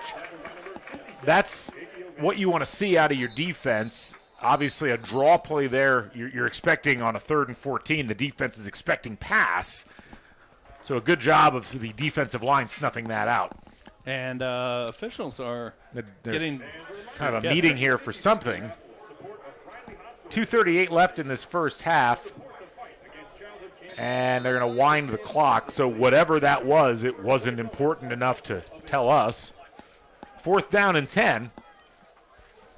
I'm going to reset the play clock. Bluffton in an interesting spot here. You could punt the ball with the idea that perhaps Rose-Hulman couldn't go down the field and score, but you're down 21. You really can't afford to not try to put some points on the board at this point, especially since Rose-Hulman gets the ball to start the second half. Yeah, and I think when you factor that in, you've pretty much got to go for it. Try to get your 10 yards, and hoping from Bluffton's side, a little better play call than just sending 4 guys hoping for a flag. They've done well on getting 4th downs in some plays, but the last one was particularly bad. Well, Bluffton does some good work there in their favor as they go ahead and wind the clock down. We'll go ahead and keep it here. Let's reset the situation. 35-14, Rose-Hulman leading Bluffton, and Rose-Hulman trying to push their record to 3-0 in HCAC conference play. Next week, of course, Bluffton heading back home. They'll have Manchester on homecoming, and they've certainly played a bit better here in this game than we've seen the last couple of weeks. Rose-Hulman, obviously, with some games we'll talk about here in a second, but as we go back to play, as they've come back relatively quickly from the timeout, Bluffton's decided to change their mind and punt. Probably the best move for them at this point. Yeah, because you talk about you want to make sure that you get to the mid-game break. Not a great punt there by Bluffton, but it'll take a nice bounce, and they'll have that roll close to out of bounds and finally down at about the 13-yard line. So Drew Michael, who's had a mixed bag of a game so far, kicking the ball for Bluffton, but that ended up doing the job. Yeah, a minute 40 left now for Rose-Hulman. They've got all 3 timeouts, and they've certainly shown the ability to get explosive plays. So certainly is not determinative that the Rose-Hulman offense can't get enough yardage, at least to get a field goal opportunity up. Miguel Robertson going to fake the handoff and toss out to Daniel Hury, and he will burn down the sideline, gets to about the 30-yard line, and it'll be first down there. Hury doing a great job. He just kept his momentum going. He was running out in motion and didn't turn up field before it was necessary, but we're seeing a player. Yeah, injury here, and we'll keep it here as he's up and moving. But Darnell Thomas, the backup quarterback, I think. It's hard to tell. There's multiple players on this Bluffton roster wearing 2. That was Nick Perry was the gentleman that we saw earlier that had be taken off the field because of the ankle issue. So I think that's actually who that was. And there's a quick pass attempt to Hobbs that was broken up. So Nick Perry tried to go after injuring his ankle. That's who that was down there earlier, but now has to go back off the field again. 2nd down and 10 for Rose-Hulman. And a good job by Bluffton sniffing that one out. I like the play calls from Rose-Hulman's side, though. You don't have to, go down the field. Don't have to throw deep just to get your big chunks of yardage. Robertson. He'll roll out, looking for Curie, but it throws out of bounds, and probably a good move there by Robertson. You want to get yards, you want to move the ball down the field, but you don't want to do anything stupid in this side of the field. You're up 21. You want to at least be up 21 at this point headed into halftime. Yeah, absolutely. What you're seeing from both teams, essentially playing, okay, worst case scenario, it's going to be the same score we've got now. And so a minute 27 left, I don't think you're not going to see Rose-Hulman run the ball here trying to force Bluffton to call the last time out. Robertson looking downfield. He'll have to scramble, and he will be sacked. Now Bluffton might call that timeout, though. Brought down heavily, and a nice bit of defending there by Andre Wines, the senior defensive end, as he got penetration and was one of two Bluffton players harassing Robertson in the backfield. So big loss, and not really the outcome Rose-Hulman wanted on that drive, as they're going to have to punt from deep in their own territory. Yeah, kicking into the wind, and we've seen what an impact that wind made on the kickoffs from Rose-Hulman. Every one of the kickoffs when they were kicking with the wind behind them was being fielded, high arcing kicks that got fielded at the 1 yard line or right in the end zone. And then the last kickoff went into the wind, and he tried to kick kind of a low line drive that went out of bounds at about the 33 yard line. So certainly having an impact here, and now Bluffton's going to have a chance. Minute 16 left. They'll be out of timeouts, but Ethan Behringer going to be deep for Bluffton at his own 45, between the 45 and the 50. Bluffton would love to get their hands on this punt, and they're going to set up for the return. Behringer driven back to his 40, and he does not evade that tackle. That is a wonderful piece of special teams, and now a flag comes in, and I think they might be getting Bluffton here. Well, we'll see. It's hard to say what that flag was on. A late hit, I think, is perhaps going to be the call. I think that might have been frustration, too, because Dom Apayagia was the defensive back, the blocker for Behringer, and really just got beat down the field by the gunner. And gunner from Rose-Hulman did a fantastic job. So they'll call unsportsmanlike conduct, and that'll move the ball back. Well, the direction of the call was pointed the wrong direction there, but the call was actually on Bluffton. And so instead of getting the ball at close to their own 40, they're going to have the ball at their own 28-yard line. So just a disaster for Bluffton on that. Yeah, not ideal. So we'll see what Bluffton can do here with 1:07 remaining in this first half of play.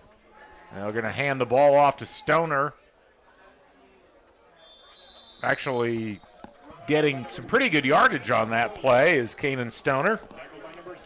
They'll pick up a first down. The clock will continue to run here with 58 seconds remaining. Bluffton still has actually, they're out of timeouts. Stoner going to be tackled after a gain of about 7, but at the rate that the clock is running, they're not going to have a whole lot of time to do much else. No, but I like this play call because you don't you're not giving the ball back to Rose-Hulman. That'd be the real disaster. Rose-Hulman had 3 timeouts, so if you throw 3 passes, it's incomplete, and then you're punting back, Rose-Hulman has a chance at getting it at their reasonable part of the field. Third down. Stoner will pick up the first down and gets it past midfield, but only 15 seconds remaining. Clock will obviously stop as they move the chains. Yeah, they'll run a no huddle here. They'll probably get a ball snap or stop. Now they're going to go ahead and spike the ball. So Xavier Reyero stops play with 12 seconds remaining here in this first half. But you're now in a position where you're on the positive side of the field. You can probably throw one quick out to the sideline and then go to the end zone, I'd imagine. They may go two times to the end zone from here. Rose-Hulman setting up in a pretty cushy zone. They've got safeties back at the 25. Rayero going to throw it down the sideline, and it, fortunately for him, goes out of bounds as there was a defender waiting. So 6 seconds remaining. I might take advantage of this cushy zone, as you describe it, and I on that play, I would have taken advantage, perhaps, thrown a crosser, gotten out of bounds at maybe the 35, then you've got an easier pass. Here, you've got to go to the end zone or nothing. Rayero handles that pass, and they're just going to run this up the middle. Stoner still got the ball down to the 30. He'll be brought down, and that will end the first half of play. So Rose-Hulman maintains the 35-14 lead as they head into the break. And Mike, as we reflect on that first half, what are your initial thoughts? Well, I think if you're Rose-Hulman, you've gotten big explosive plays on all three phases, and that is why you're up by 21 points. 3 touchdowns, essentially, one from a blocked punt, one from an interception return for a touchdown, and one about a 80 or roughly 70-yard touchdown pass. So you've gotten those 3 explosive plays. I think you feel pleased with that, obviously, but then on the flip side, you realize, as you said, on kind of the play-to-play feeling, you're not dominating as much as it looks like you are on the scoreboard. So certainly plenty of things for the coaching staff to pick apart. You look at the statistical output so far for Rose-Hulman in this game. We talked about Miguel Robertson earlier. Still statistically looking pretty good overall. 16 for 20, 189 yards, 2 touchdowns, had that 58-yard long pass, although a lot of that was yards after catch. Receptions, we talked about Jalen Hobbs at the start of the game, and he does have 71 yards and a touchdown, including that 58-yarder, but it's really been the Daniel Hury show. 12 catches, 109 yards, 9.1 yards per catch. This is the third team All-American that we thought we were going to see throughout the course of the year. You can see that touchdown pass to Hobbs, and Hobbs just turning on the burners and getting himself down the sideline. Just an awesome athletic play. Rose-Hulman with another touchdown later on in this half, and this was that cool little play that they ran where Robertson got the ball, tossed it to Hury in the near corner of the end zone off of the kind of faux jet sweep. And we got one more replay we want to show you. This is that block punt, and Rose-Hulman getting some lucky bouncing there on that ball, and Colin Flanagan picking it up in the back of the end zone. Great moment there for the sophomore from Cedar Rapids, Iowa.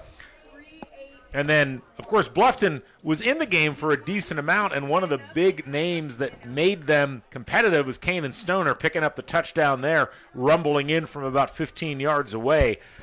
Mike, and you look at the statistics overall, Kanan Stoner is the big standout from both teams. 23 carries, 176 yards, 2 touchdowns, 7.7 yards per carry average, but he can't do it all himself. No.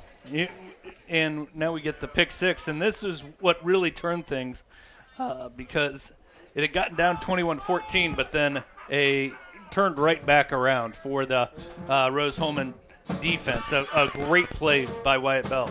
Yeah, a big momentum shift there, and that's really what led us to where we're at. You can see the last touchdown of the half as Smith able to take that in on the fake jet sweep, and Smith picks up his first touchdown of the game.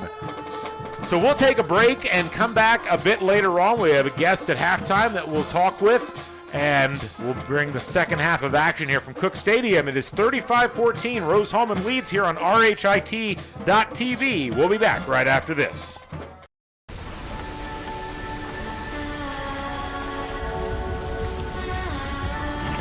You're good at keeping the car clean.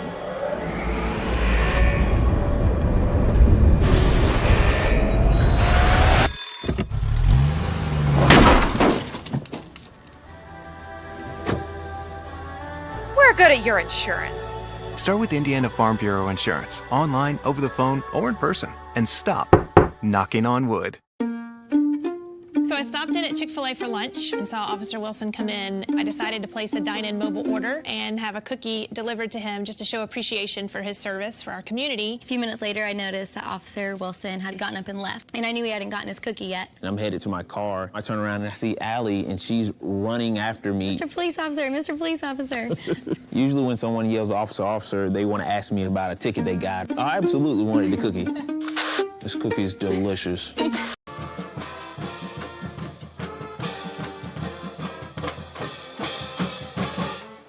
Myers, Vice President of IndianaSRN. Thanks for joining us. Do you know IndianaSRN broadcasts 350 games a year? All sorts of sports? Yeah, we do. Hard to believe, isn't it? IndianaSRN loves to put student athletes first on our website. If you're a business out there, we probably could help you too. Contact us at coach@indianasrn.org. Grandma from out of state thanks you. Mom and Dad who can't get to the game thanks you as well. In fact, our athletes watch the games over and over again. Our military has enjoyed the games as well. So sit back and enjoy the game. It's IndianaSRN.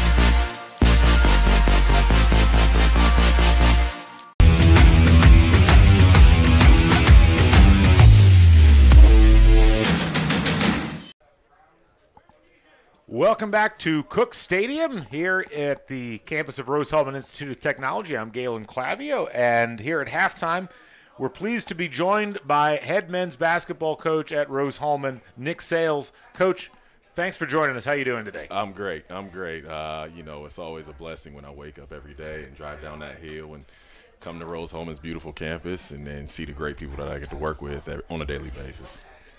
Coach, let's talk a little bit about the team last year, your first year here at Rose-Hulman, and overall a successful campaign. Absolutely. I was very blessed to have 5 seniors that bought into what I was trying to do and they helped me obviously establish the culture that I wanted to build, worked really hard, and we got off to a rough start. Obviously, it was a whole new offense, whole new defense.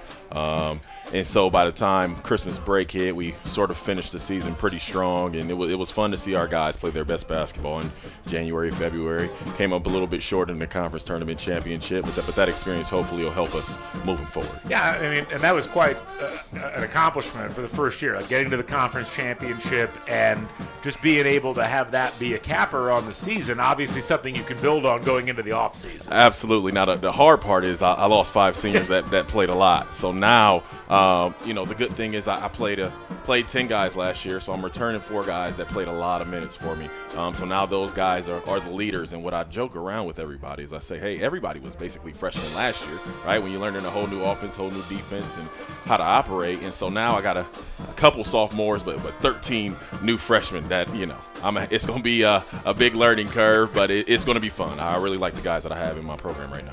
Obviously, practice is getting started this month, but you did some work in the summer that helped to get the team a little bit prepared. Talk about that trip. Absolutely. We were very fortunate to be able to go to Ireland and play a game over there, and those 5 seniors didn't play. So the guys that we had returning played a lot of minutes over there, but it was just nice to be able to spend time with our guys in a different country and do all different types of fun things. So we truly want to thank our alumni and all the people that help us do that trip every 4 years. Yeah, it's an amazing experience just in general as a college student, being able to go overseas. To be able to do it as part of a team, I think probably makes it even more special. So as you get into fall practice getting started, how do you try to set a team up that loses that much leadership and where you're having to bring people in and have them assume new roles and get into a spot where they feel like they can work as a unit? The good thing is I got a group of guys that love basketball. So they spent all summer having internships and working, and obviously with a bunch of new guys, they know my vision and my expectations. So that helps. First, you got to have the plan, right? And these guys did a great job of following that plan. These guys have been working really hard since they stepped foot on campus. So they all look like they're in pretty good shape, have been in the gym getting shots up. And fortunate enough for us this year, we got 8 extra practices. So I've seen the guys, their skill set. So as we start our first practice tomorrow, normally October 15th is the first day, but we've been able to do some things before, so I know, what I have. You've got a really fascinating way to start off November as you're traveling to Muncie to take on Ball State and head coach Mike Lewis. Obviously, Division I versus Division III, there's a bit of difference there. What do you hope to get out of that game that helps to set your team up for the season? When you play a team like that, that's going to be bigger, probably more athletic, stronger, it's a lot about effort, right? You can't mess up on the little things, right? I just want to see us, after having 2-3 weeks of practice, do all the things that they've been taught at the highest level. And obviously, they're going to be probably the biggest, most athletic team we play all year, so we won't be surprised with our tough schedule that we do have this season. So I like the fact that we get that in an exhibition game. And then first game of the season, the home opener against DePaul, November 10th. Oh, yeah. I mean, that's going to be quite an atmosphere. Absolutely, and I'm looking forward to it. When you have guys, obviously, that are playing against their former coach, I think last year some emotions sort of got in the way. But this year, I think our guys have learned to understand what it's going to take to win those types of games, and obviously just let our execution, let our play do the talking, and just stay focused for 40 minutes. Always the goal of any coach that knows what they're doing, and we wish you all the best of luck this season, Coach, as you head into this season and hopefully able to capitalize on the momentum from last year and carry it into this year. Absolutely. Thanks for having me. Hopefully the Rose-Hulman football team and Coach Sokol can finish taking care of business today too. But I appreciate you guys having me. Absolutely. Coach Nick Sales joining us here on the halftime show. We'll take a break and come back with more. I'm Galen Clavio. This is RHIT.TV's coverage of Rose-Hulman Fighting Engineers football.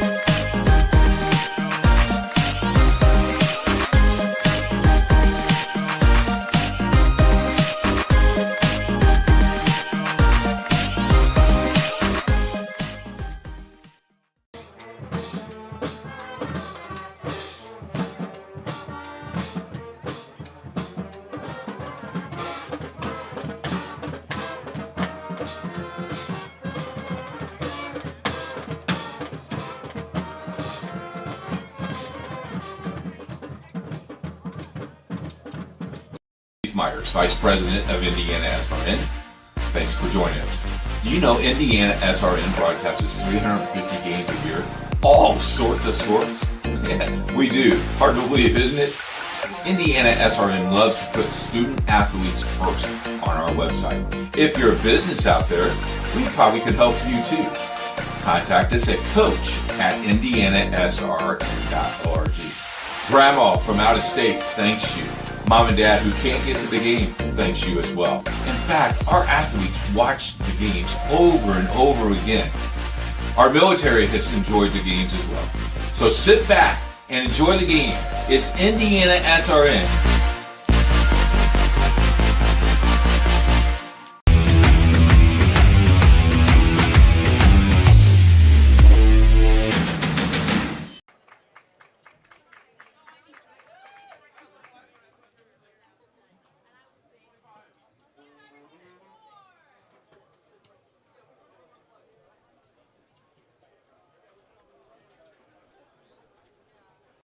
Every person has a story waiting to be told.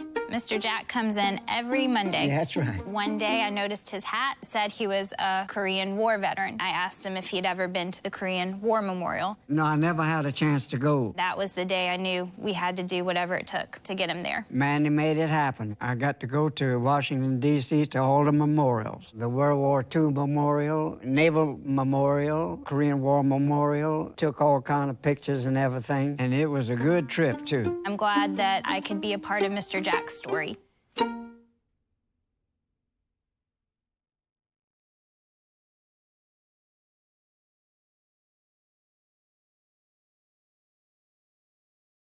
We encourage you to follow us on Twitter at IndianaSRN. Find upcoming games, video highlights, and much more. Follow us now at IndianaSRN. We encourage you to follow us on Twitter at IndianaSRN. Find upcoming games, video highlights, and much more. Follow us now at IndianaSRN.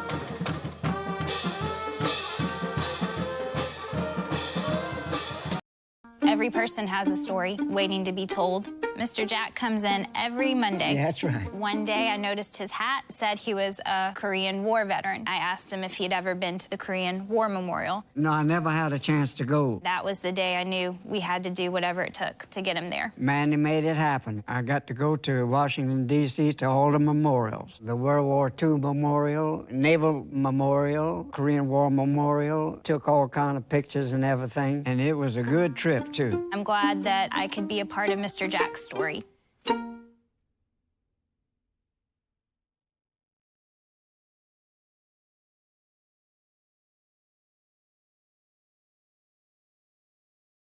We encourage you to follow us on Twitter at IndianaSRN. Find upcoming games, video highlights, and much more. Follow us now at IndianaSRN. We encourage you to follow us on Twitter at IndianaSRN. Find upcoming games, video highlights, and much more. Follow us now at IndianaSRN.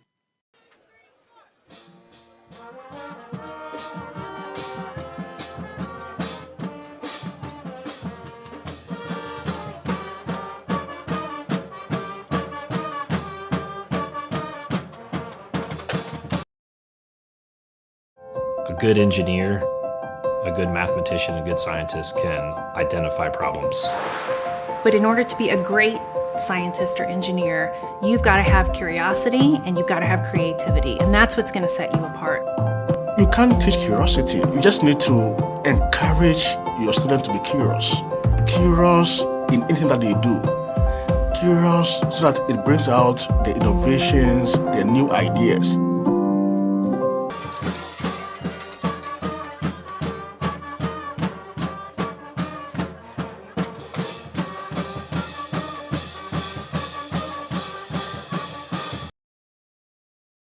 Since we're doing things so quickly, a lot of times we know that we need help.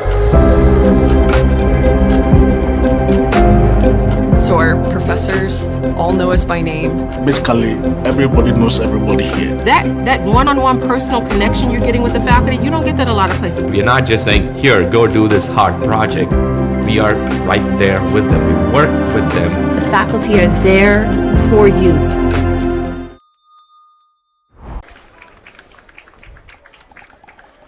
Welcome back to Cook Stadium in Terre Haute, Indiana. Galen Clavio and Mike Petrie here on RHIT.TV.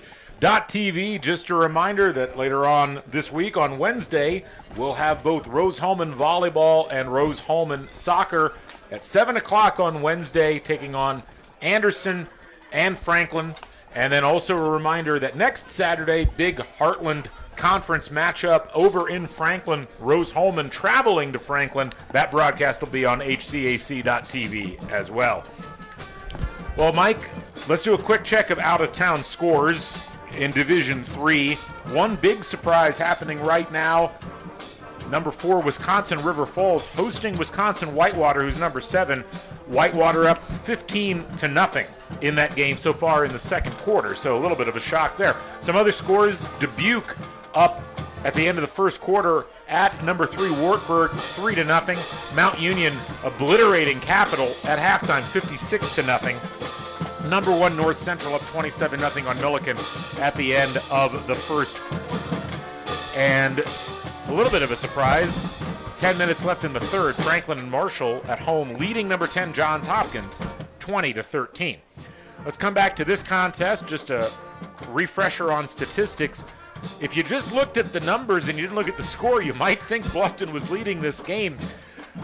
19 first downs for the Beavers, only 11 for Rose-Hulman so far in this game. 222 rushing yards for Bluffton, only 26 rushing yards for Rose-Hulman, and yet it's 35-14 in part because of a very efficient offensive attack through the air for Rose-Hulman, but also, as we mentioned, a lot of little things that Rose-Hulman's doing that Bluffton is not. Absolutely, a lot of explosive plays, and we came into today, we were talking pregame that it was one team had all of their offense coming through the air. That was Bluffton, but they found a ground game, and Caden Stoner, you've got to expect, even down 21 points, they've got to lean heavily on him again in the second half.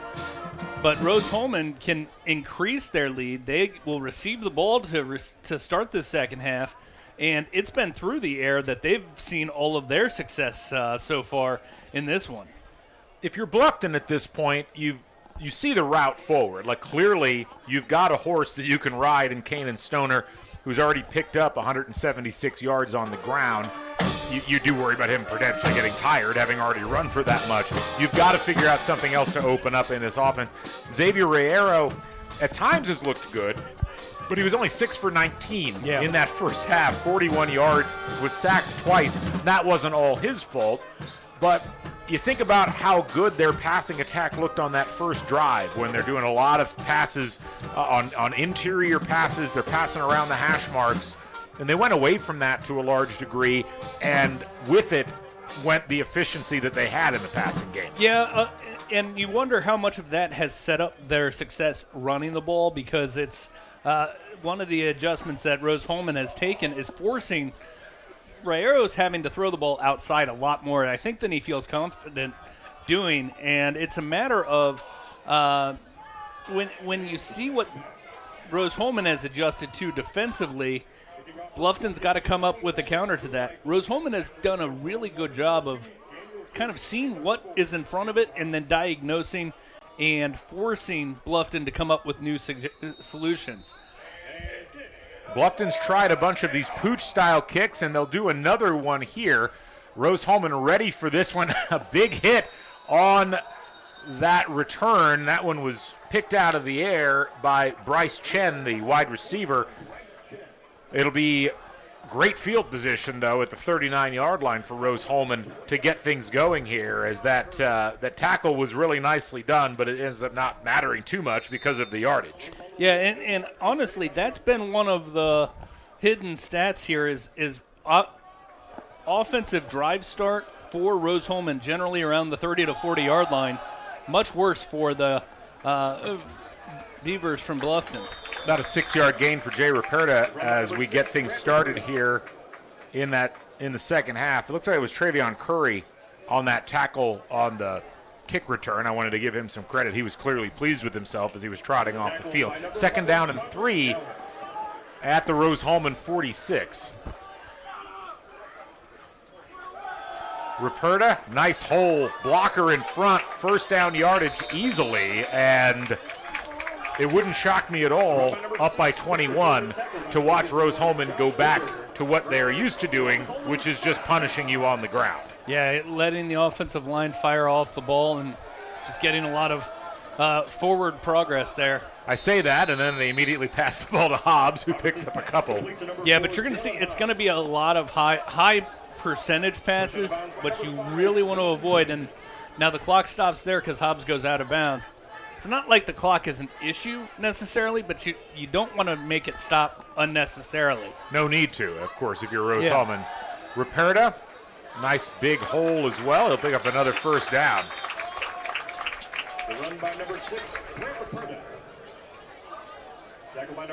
Rose-Hulman getting the play call in, and Robertson with his normal complement of receivers. He'll set up in the shotgun. Hand off to Ruperta. And he'll rumble for about 5.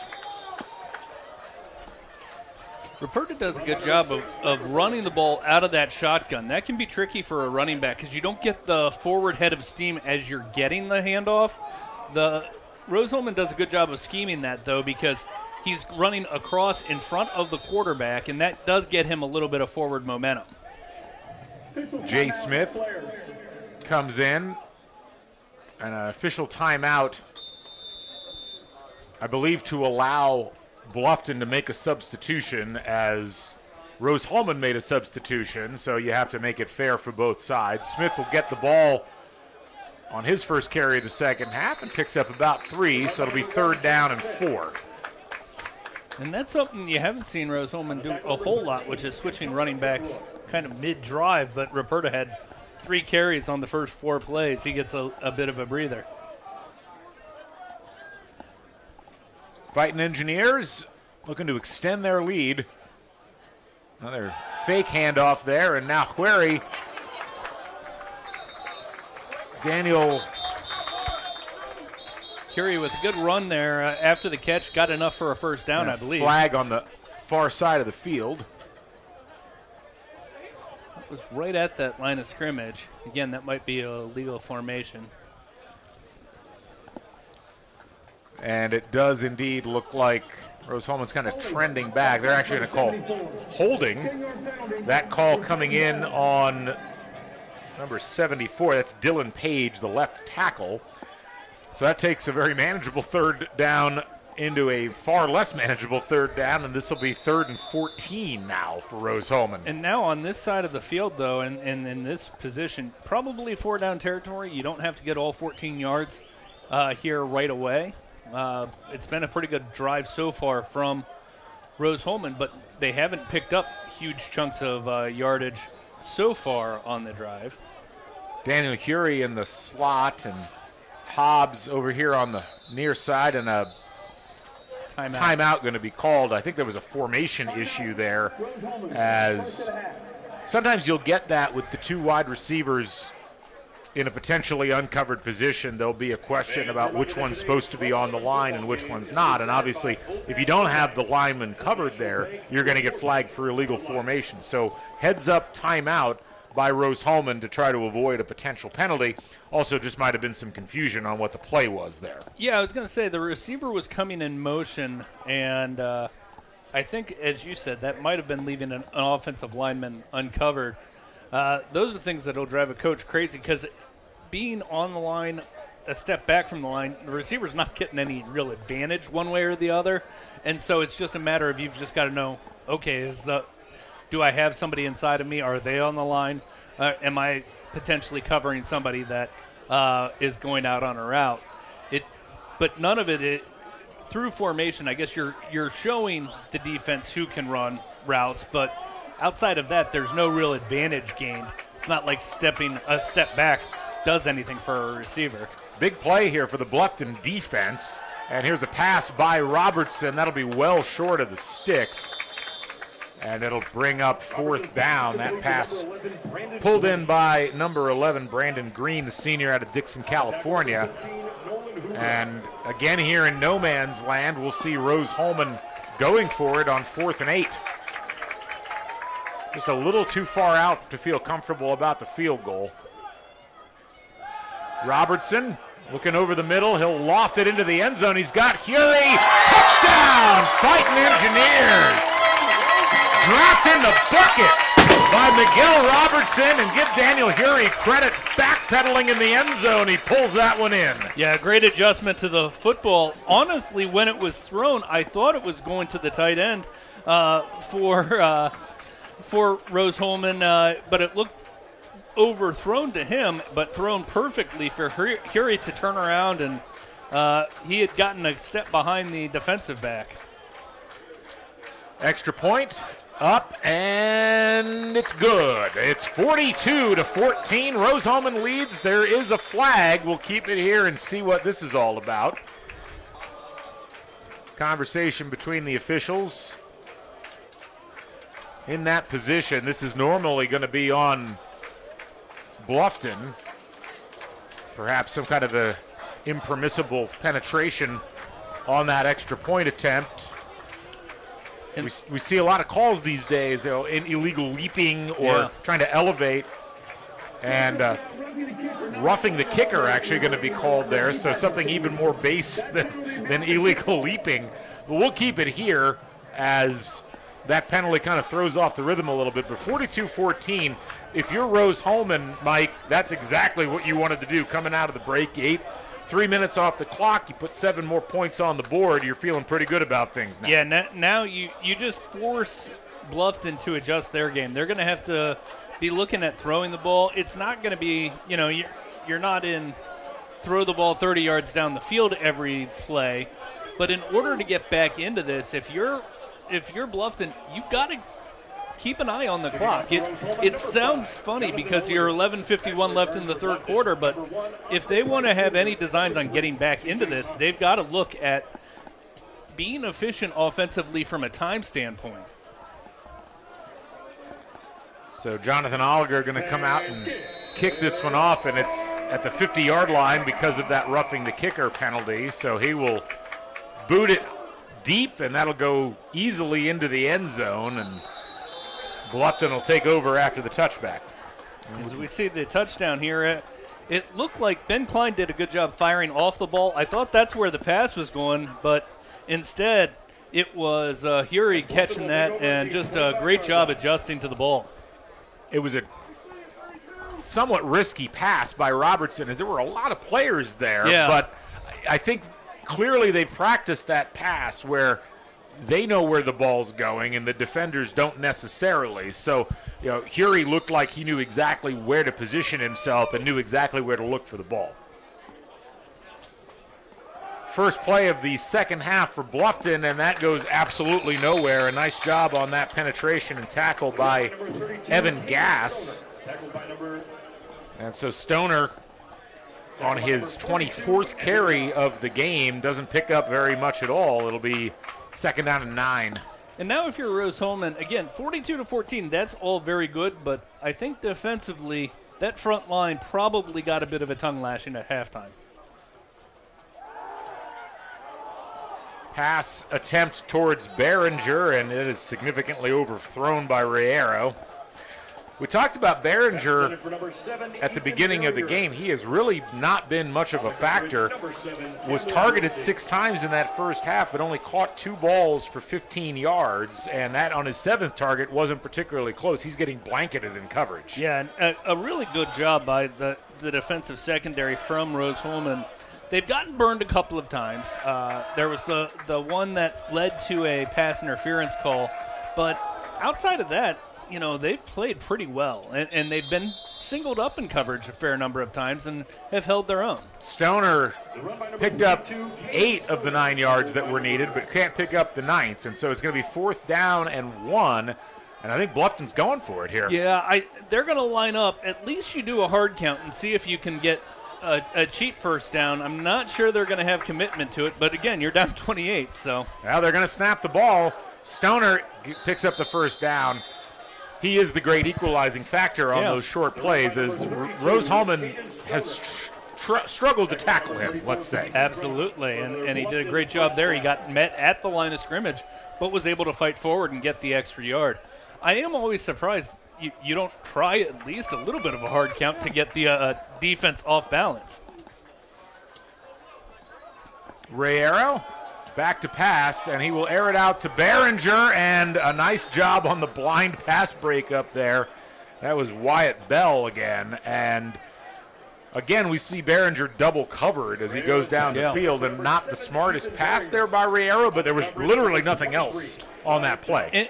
And what I think Behringer can do a little better job too is putting up his hands a little later. He advertised that the ball was going, and Bell didn't even have to look back to find the ball. Stoner picks up about 6, continues to be the only shining light on offense for Bluffton. So 3rd down and 5. Stoner again, and he will pick up the first down and keeps going, breaks a tackle to the 30, to the 20, and finally dragged down. Tackle made there by Cameron Dorsey, but a tremendous individual effort by Kanan Stoner, and he is single-handedly keeping this team offensively in the game. What a great job. 3 tackles broken at once there. Yeah, and I think that that last of those tackles, I think when Rose-Hulman looks at that in film, the complaint won't be necessarily on the individual who was trying to hold on and make that tackle. It's on his teammates. They've got to rally to the ball. He's got a guy held up. You've got to get 2 or 3 more guys on top of him and make sure he goes to the ground. The officials called a timeout because there's a problem with the chains on the far side of the field as the down marker and the chains marker got jammed up with each other. And in fact, I believe they've had to exchange the chains entirely and bring a new set on. So that was unusual, but they've got that under control now. So it'll be 1st and 10. It was a little pit stop. It was like the one of the yard markers just blew a tire, I think, racing down the sideline. Rayero hands off to Bell, and he is met, picks up a few yards in that, but, excuse me, that was Todd King, my mistake. The run by number 14, Todd King. So Todd King, I'm always fascinated by the weight differences in these thunder and lightning combos that we see in the backfield. Kanan Stoner, 6'1", 212, according to the roster. Todd King, 5'8", 165. A 40-pound difference, 50-pound difference almost between the two. So certainly different trying to figure out the technique to tackle each of those gentlemen. Yeah, I was going to say, King is so good at even between the tackles because he fits in tiny little crevices. Fake, and a nice job on the pass breakup there by Wyatt Bell, the freshman, having a heck of a game so far. He's obviously got the pick 6 earlier, and he breaks up what could have been a touchdown toss. Yeah, they are testing him early and often, and he has stood up to that test more often than not. Bell, the freshman out of River Falls, Wisconsin. And he is actually out-heighted by C.J. Thompson, as I invent words here on the broadcast, by a couple of inches. Only 5'11", but he has played well above his height on some of these pass breakups. Here's a handoff to Stoner, and he'll drag tacklers very close to the first down marker. It'll be 4th and about a half yard. Yeah, they've certainly tested these yard markers as they've gotten within a yard many, many times, and it'll be a tough stop here. Handoff to Stoner, and he will plunge into the line. I think they're going to give him the first down. It's interesting, on that play, Bluffton brought in the backup quarterback, Darnell Thomas, to get under center, and then they end up handing it off to Stoner. Stoner does pick up the first down, so 1st and goal here for Bluffton, and a nice response on this drive from them. Yeah, they've done well. They're not panicking in any sense. Thomas looks like he's staying out there. So Thomas in the backfield with Stoner. A little more running ability. And he will keep it himself, and he is brought down. Well, I don't think it took a genius to think that, well, if they bring the more athletic running quarterback in, they might try to keep it with him. And sure enough, it was sniffed out very easily. I believe that was Sheikh Husso, the free safety, who we haven't talked a lot about in this game, but is a big part of this defense, I believe, in the backfield. That was either him or Adam Field. I think it was actually Adam Field now that I look at it. Apologies, the 2s and 3s on the Rose-Hulman uniforms are very hard to tell apart. And now we've got a flag, and this is going to be an interesting call, as it looked like there was some encroachment into the neutral zone that caused the Bluffton offensive lineman to jump. But we'll see if they actually call it on Rose-Hulman or if they end up calling the false start. Yeah, both teams pointing at each other, as you'd expect. It's interesting, too, after that play call went awry, that they've stayed with Thomas here. So a couple of the offensive linemen from Bluffton got really excited. Keon Nelson doing a little dance out there once he discovered that, yes, indeed, they were going to call the penalty on Rose-Hulman. So it'll be 2nd and goal, but halfway closer than it was before, at about the 5. Yeah, Thomas doing a little dance, trying to keep himself warm as he's just gotten into the game here. Handoff to Stoner, and he'll be met in the backfield, but still picks up about 3, and it'll be 3rd down and goal at the 2. He is a tough tackle, that's for sure. And you got to give the Bluffton offensive line credit. They have, at times, opened up some really good holes, and then Stoner has figured out a way to get through those holes relatively quickly. Big play here for Bluffton if they want to get back in this game. Tight power formation. Handoff to Stoner, and he will squirt through. Touchdown, Beavers.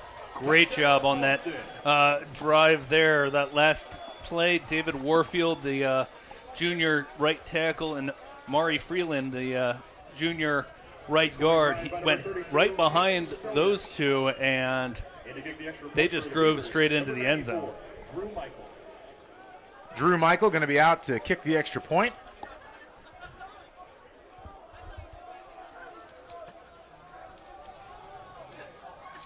Snap is back, and the kick is good. 42-21. We'll take a break and come right back after this. Anxious over algebra? Call Ask Rose, the free science and math homework helpline. It's free world-class tutoring. Just call, chat, email, or screen share. Learn more at askrose.org. Confused by chemistry? Call Ask Rose, the free science and math homework helpline. It's free world-class tutoring. Just call, chat, email, or screen share. Learn more at askrose.org. Welcome back to Cook Stadium here at the Rose-Hulman Institute of Technology. I'm Galen Clavio alongside Mike Petrie. Rose-Hulman leading Bluffton 42-21 in HCAC conference play. Rose-Hulman leads this series 16-3 all time, and they have won 8 straight games. Last time Bluffton won a game in this series, 2014, and Bluffton's got a lot of work to do if they want to try to break that streak in this game. It's a steep climb up. Rose-Hulman now, they are in a situation offensively. You end up, you don't want to get too conservative. You're up 21. You know, there are risks that you're not going to take, but you can't just turn it into well, we're going to run the ball up 3 times up the middle of the field and punt. Ooh. Kickoff and hit hard there was number 14 for Rose-Hulman. That was Bryce Chen. And we mentioned his name earlier, and I'll mention it again. Travion Curry with a huge hit on special teams. Here's the touchdown, and you could see Kanan Stoner. Rose-Hulman was right there. I mean, they had tacklers in the backfield, but Stoner, with a head of steam going in, he's proven very hard to tackle in those circumstances. Well, and I think that was the situation, too. They did a good job getting a push on the left side, but he was able to adjust and cut back. Nice run by Grant Ruperta, winds his way through the defense, and another first down for Rose-Hulman as they're really starting to move the ball nicely on the ground. Yeah, absolutely, and that's going to set things up. They're going to have pass plays available, but it's just a matter of using it judiciously. 6:22 left in this third quarter. Ruperta gets it back, and a flag coming in. This is almost certainly going to be holding. Whenever you see the umpire tossing the flag like that, it's rare that it isn't holding. Yeah, you hear the displeasure from the crowd below us here. Well, we'll see what the... Looks like they got number 58 on that call. That was not the best time penalty for Rose-Hulman, as now they're going to be facing a 1st and 20. No, now you go to that short passing game, though. I imagine Daniel Hurey's getting his name called. Yeah, Hurey and Hobbs likely to be on the receiving end, and there's a kind of a rough-looking pass there to Hobbs. He picks it up. Picks up about 5 yards. Better than nothing, obviously, but... Better than nothing, keeps the clock running, but, yeah, if that ball wasn't thrown so low, he doesn't have to go to the ground for it, and he's got a chance at picking up some extra yards across the middle as Bluffton went back into that soft zone. But a nice job by Hobbs to pull that in the first place. I was actually a bit surprised that it wasn't dropped. Ruperta going to get a head of steam going here, and he'll pick up 10.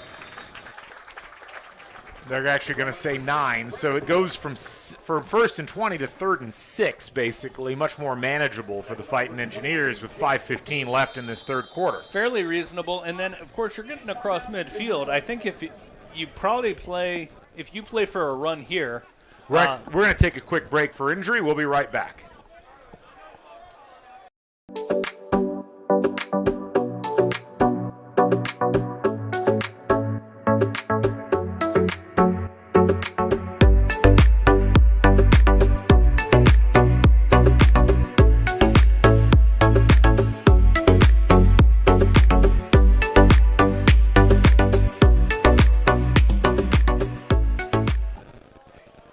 We're back here at Cook Stadium. Galen Clavio and Mike Petrie on RHIT.TV. Just a reminder, the Drumstick Dash this Thanksgiving season brought to you by Wheeler Mission and presented by Huntington Bank.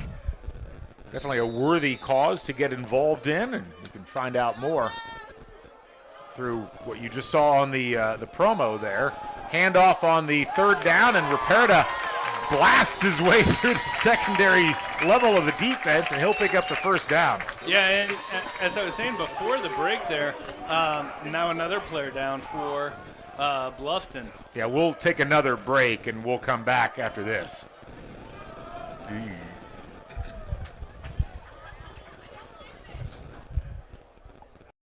Thinking about what to do after high school? Consider a career with Boilermakers Local 374. As a Boilermaker apprentice, you'll earn while you learn. We offer excellent wages and benefits, and as part of our no-cost hands-on apprenticeship program, you'll learn from the best in state-of-the-art training centers and on the job. Become a union Boilermaker and get on your way to a great career. Find out more, visit www.local374.org or call 219-845-1000.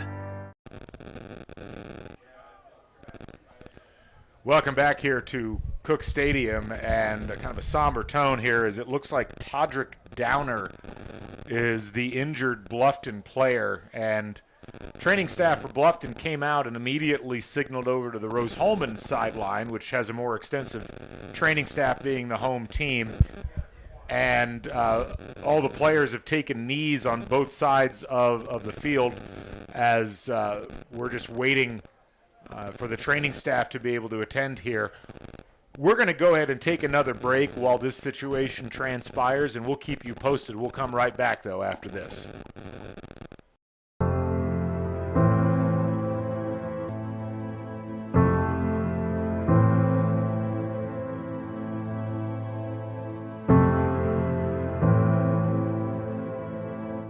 Calling officials cheaters or corrupt, it's not a game. Insulting referees, it's not a game. Threatening officials, it's not a game. Berating young umpires, learning the ropes, it's not a game. Violent language in the stands, it's not a game. Verbal abuse from the sideline, it's not a game. Screaming at a referee in the parking lot, it's not a game.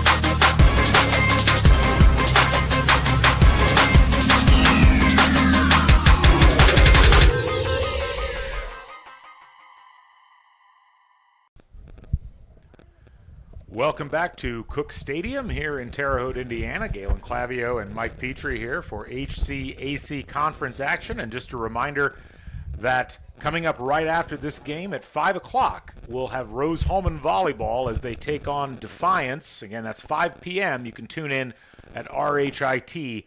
HCAC.tv. Coming up on Wednesday, we'll have Anderson taking on Rose-Hulman in volleyball, and that same night we'll also have Franklin College taking on Rose-Hulman in soccer. Both of those games taking place at 7 o'clock on Wednesday evening next week, this upcoming week on RHIT.tv. Then next weekend, Rose-Hulman travels to Franklin for a big showdown in HCAC conference play. That'll be Saturday between those two squads, and at the trajectory that this game is going, could feature two teams that really are going to have their destiny decided in terms of how they end up in the Heartland Conference. Back here at Cook Stadium, just to give you folks an update, we're not showing the images out of respect, but they are bringing the backboard out and they've got the stretcher out as they attempt to bring the injured player for Bluffton into an ambulance. This is Todrick Downer, we mentioned, a junior out of Detroit, Michigan.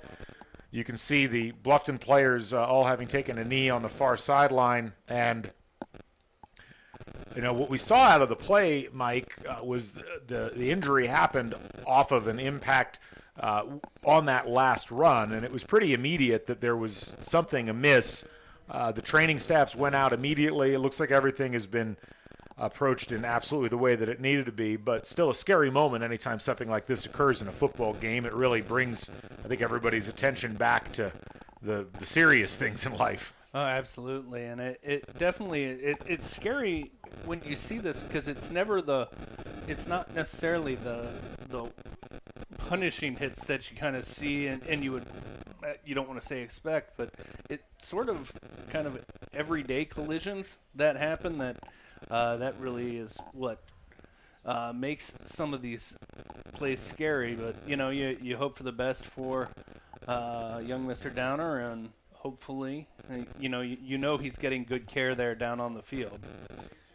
Downer, who has contributed 15 tackles overall this season for this Bluffton squad, he's been a pretty steady contributor defensively for this team on the season, actually 16 tackles total, and has an interception from earlier on in the season as well. Career-wise, played a little bit the last couple of years. He's actually a redshirt sophomore, and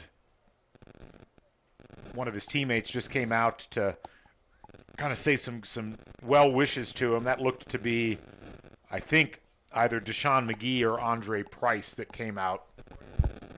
They have brought as we mentioned, the backboard out, and they are in the process of bringing him up and getting him off the field. So we'll take another break while that takes place, and we'll come back and keep you updated.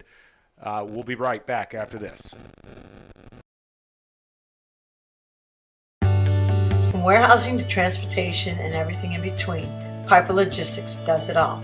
Centrally located, Piper Logistics has 2 warehouses in Indianapolis and a warehouse in Cincinnati, Ohio.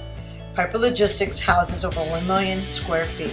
Along with our transportation department, we can provide service to half the United States markets.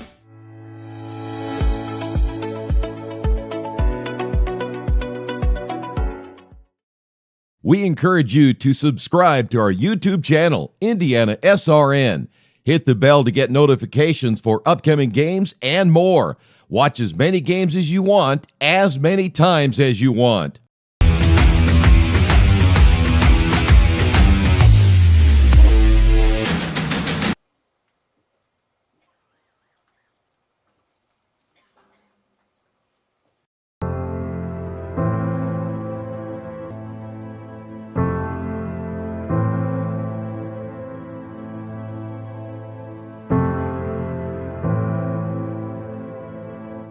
Calling officials cheaters or corrupt, it's not a game.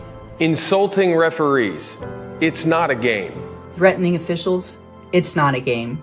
Berating young umpires, learning the ropes, it's not a game. Violent language in the stands, it's not a game.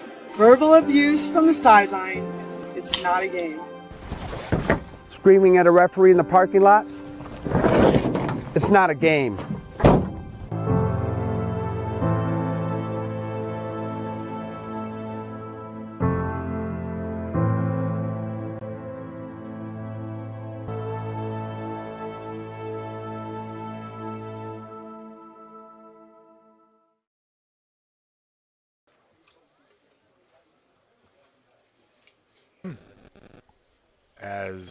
Welcome back to Cook Stadium, folks. As you can see, Todrick Downer has been placed on the backboard and is giving the thumbs up, and that is really, really nice to see.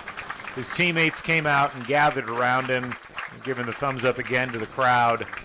It got real quiet here, as I think everybody was kind of fearing the worst, and obviously still some examinations to be done, but when you get the thumbs up, you feel like at least there might be some positive outcome with this. And just one of those situations, Mike, that unfortunately happens in the game of football. It's a dangerous game. It's one that you can never make fully safe, but a real hat tip to the training staffs of both teams. They reacted immediately, and it was clear that both teams knew something was amiss right at the beginning, but glad to see Todrick Downer giving the thumbs up, and hopefully we'll get an update on him later on telling us that everything is fine. So good luck to him. And as he wheels off the field, the rain is definitely back here at Cook Stadium. All the umbrellas have come back out. It has kind of gone from a nice fall day to a fall day that you would be rather curled up in front of the fireplace. Yeah. Here's a pass by Robertson right out of the break. Hobbs tried to get separation. That almost was offensive pass interference there. No flag called either way. And it's going to be 2nd down and 10 for Rose-Hulman. We need to reset this as we were on break for a while there. It is 42-21. Rose-Hulman leads. 4:48 left in the third quarter of play.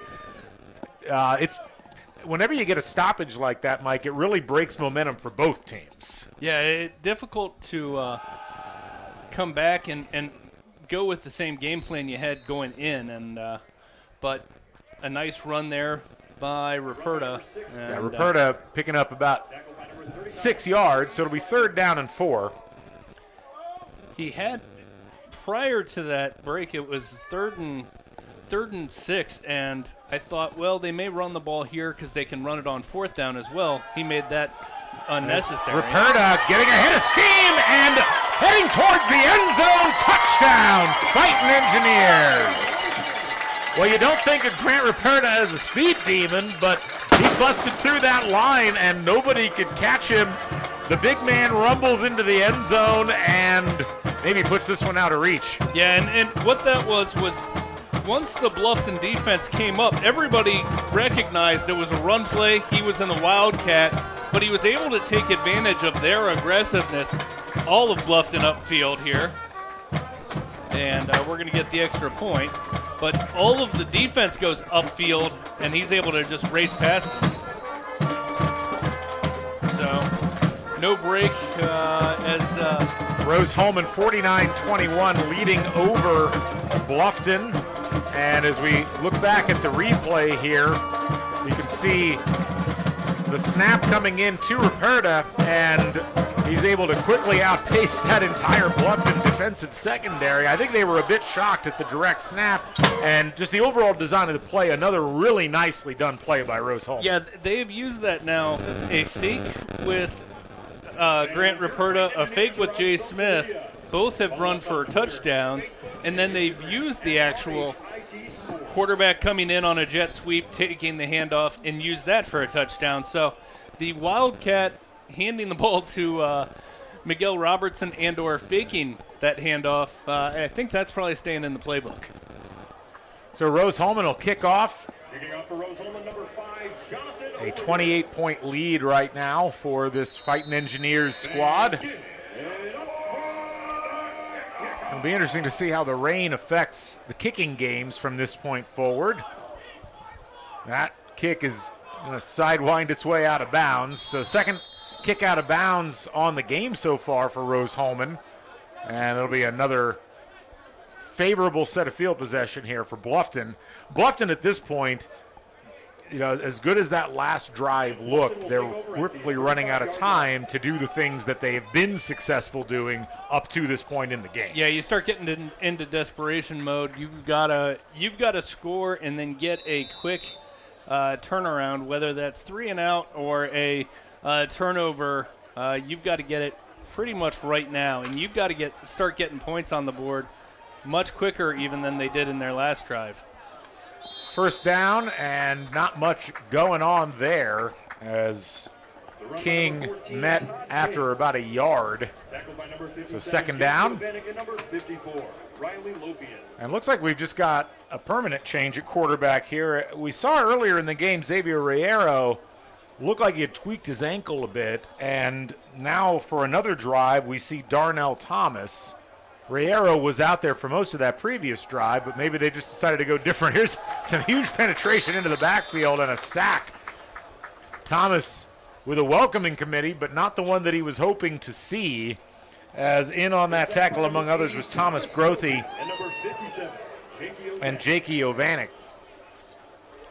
And part of this, it may have some of the score impacted in this decision as well. If there's any injury and you want to rest that a little bit, there's really no harm in getting your backup some extra minutes and getting him some playing experience. Thomas going to sling it over the middle, and that is knocked down.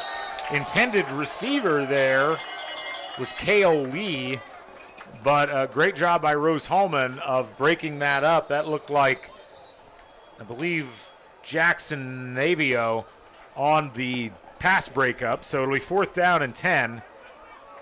Yep. At this point, if you're Bluffton, we have a sideline warning being called on Rose-Hulman. Some extra exuberance, I guess, there as they were trying to celebrate that play. Looks like we're going to get a punt coming in now for Bluffton. I figured that would be the case, 4th and 10 in their own territory. Yeah, part of it's a fine line to balance. You've got 3 minutes left in the third quarter. Essentially, you're balancing. You don't want things to get completely out of hand, but you're balancing whatever small chance you've got at a comeback. Really, I think now it comes down to you've got to get some defensive plays. And that punt looked like it. Got a hand on it. I couldn't tell if it was actually blocked or if the pressure just created a problem there. But it was not a good punt by any means. It actually lands in Bluffton territory at the 48. It did not get a first down. That was part of the problem. So let's see. We look at the replay here. And the snap wasn't great. I actually don't think that was blocked. I didn't think it was originally. I think it came off of his foot, weird. Not his foot. I think it almost came off his leg, which you really don't want to do as a punter. I was reading a book about that the other day. Daniel Hury with the reception to the 35, the 30, down the field, and he's pushed out of bounds at the 20-yard line. First down, Rose-Hulman, and the Fighting Engineers out for blood right now. Yeah, Hury might end up. The only thing that keeps him from 20 catches today is essentially the fact that they're going to go to a running offense, but here they're continuing to throw the ball. So Hury going to come off the field, taking a well-deserved break, and we'll get some substitutions in. Bryce Chen, the sophomore, comes in to take his place. Robertson takes the snap, going to hand it off to Ruperta, and he is met and tackled there in the backfield. That looked like, among others, I believe, Josh Newberg in there on the tackle. And here it took one playoff, and he is back out there. He's not missing this opportunity to get start racking up those yards some more. Robertson going to roll out to his left, and he'll wait. He's got Hury in the back of the end zone, but overthrows and out of play. And probably a good move there by Robertson, as there were plenty of defenders in that area.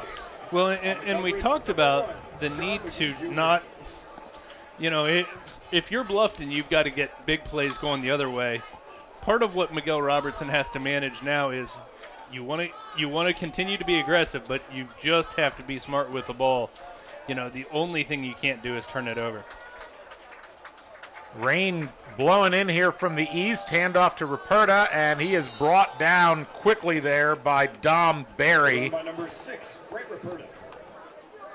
Tackled by number 33, Dominic Barry. So coming in now on the 4th down is going to be, looks like the kicking team coming in, Kyle Rehberg to attempt the field goal, and we'll have, looks like about a 35-yard effort.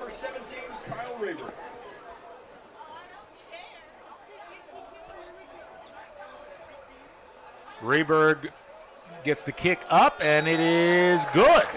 35-yard field goal is good for Rose-Hulman, and that pushes the score to 52-21. And Mike, even though you don't get the 7 on that drive, you got to feel pretty good about what you did there if you're Rose-Hulman. Yeah, one big play to Hury and then managing from there. And again, it's just every time you're kicking at the end of a possession, especially going forward, you're feeling pretty good. Minute 4 left, and the offensive explosion from Rose-Hulman, it was not a mirage the last 2 weeks. They've been able to continue to put the throttle down. So Rose-Hulman leading 52-21, and Bluffton at this point is looking for any kind of momentum at this point, but the weather is certainly not going to help at this stage of things. The rain coming down, it's not insanely heavy. You see the replay on that field goal, hard to get a real sense of the angle, but a nice job by Rehberg, who has done a good job, I think, overall in his place-kicking duties when he's been out there, as he's kind of split with Olliger.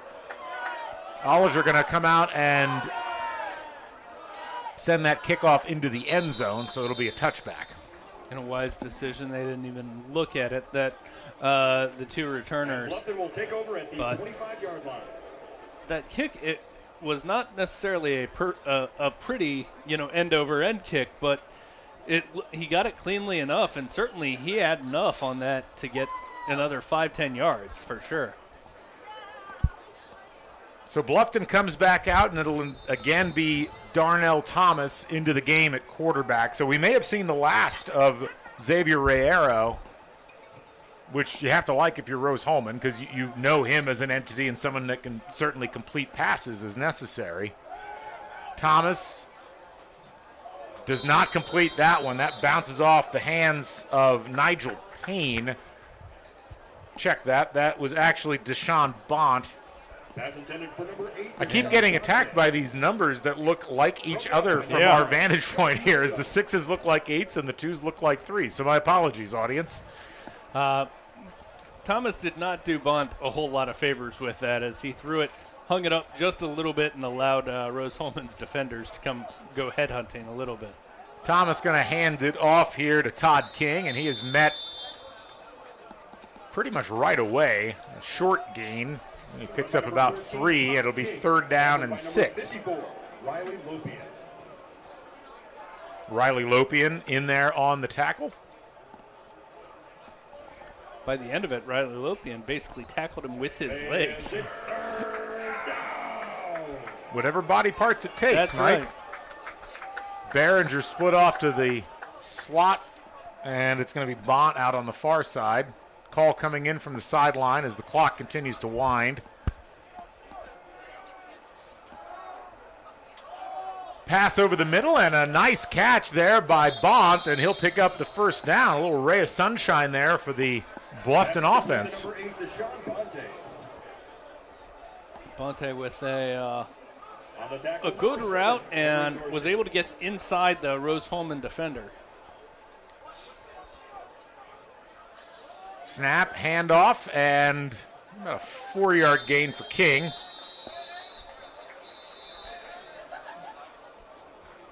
And that will wrap up the 3rd quarter of play. The score is 52-21. We'll take a break and come back with the final frame here from Cook Stadium.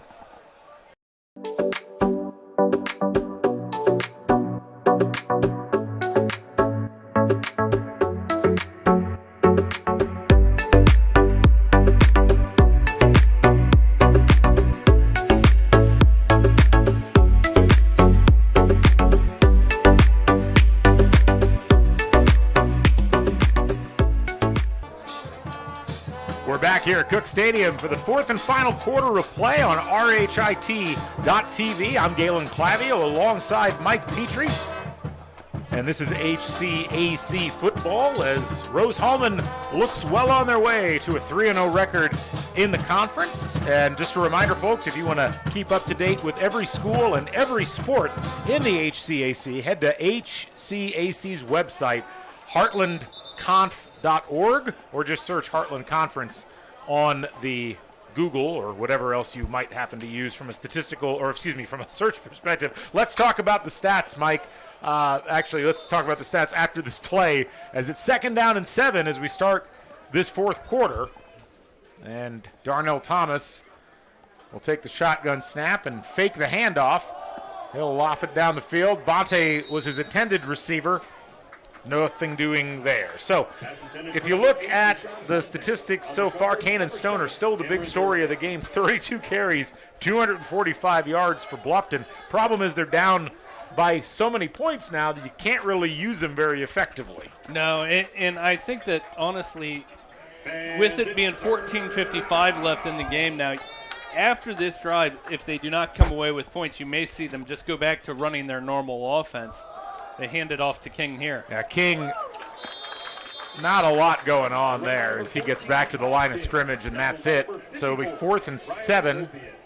And we've seen Bluffton go for it on 4th and 7 from basically this spot already today. Yeah. And they'll do it again because you got nothing to lose at this point. No, now you're protecting the score to a certain degree, but there's no reason to punt here. Rose-Hulman scrambling in the defensive backfield to get on their markers. And penetration, a rollout here, and down the field goes the pass and knocked away nicely. That is a well-done pass breakup by Jackson Navalaw. And Rose-Hulman going to take over at midfield. You can see the replay here as Thomas did a good job of getting out of that original problem. Yeah, good job getting away from the rush, but the rush just threw off his timing. And I'm not convinced that he didn't have a better chance. You've got to learn to, you've got to play for the next play as well. And he had a better chance of getting the first down there if he runs rather than throwing into about 3 or 4 bodies. New quarterback in the game for Rose-Hulman, as I think we've seen the last of Miguel Robertson. Rick Easterwood, who got quite a bit of action a couple of weeks ago in that game against Anderson. He hands off on the first play here to Jay Smith. And I think we can expect a steady diet of runs here from the Fighting Engineers as they try to bleed as much clock off as possible. Yeah, if they were conservative in that third quarter, they're getting more conservative here, as you'd expect. Flag down on this play, but Smith picks up first down yardage. I think this is going to come back on a hold, though, Mike. Yeah, and I think if, when you're up 52-21, the coaches aren't going to complain a whole lot, but there has been a little bit too much laundry for the coaches' liking. A couple of chippy penalties and then some holds here in the second half that have kept it from being in a situation where you can really just run the clock out. Yeah, Rose-Hulman, when you're in these spots, as you said, you just want the clock to run. You don't need to score any more points. You don't really need to gain a whole lot more yards, just enough to keep things moving. And penalties just make that more difficult because you end up putting yourself in a position where you have to give the ball back to the opposition occasionally. But we'll see what the Fighting Engineers do here on second down. Not surprisingly, they'll keep it on the ground, and Smith picks his way back and gets a lot of the yardage they lost on that penalty. Yeah, now sets up third and reasonable. I imagine they are probably more inclined to get a pass play here, try to get past the marker. If they don't pick up the first down, you see a punt. Would be a little more surprised maybe if you just run a draw play here, but definitely not out of the question. Fake handoff.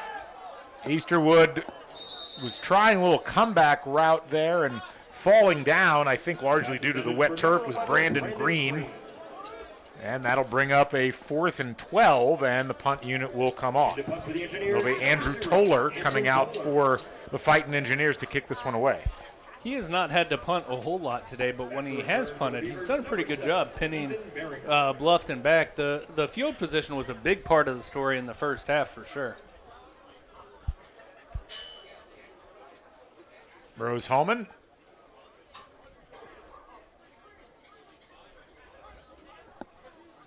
They'll get the snap back easily, and that punt, a nice one, down to about the 16, and it'll be fielded by Behringer. He'll be knocked out of bounds at about the 20-yard line. We'll keep it here. 52-21 the score in this one. And looking at the statistics, we talked a little bit earlier about how it was a little lopsided, but we've started to see the running attack really start to take shape for Rose-Hulman in the second half. Grant Ruperta, 122 yards rushing. Jay Smith with 26. A really impressive pivot by this Rose-Hulman offense in the second half of play.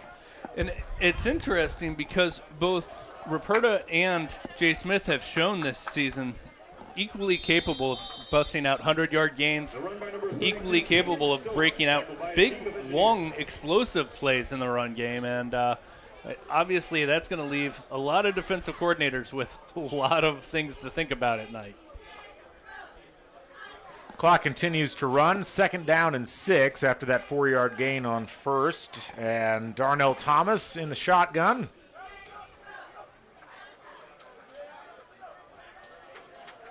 Hand it off to Kanan Stoner.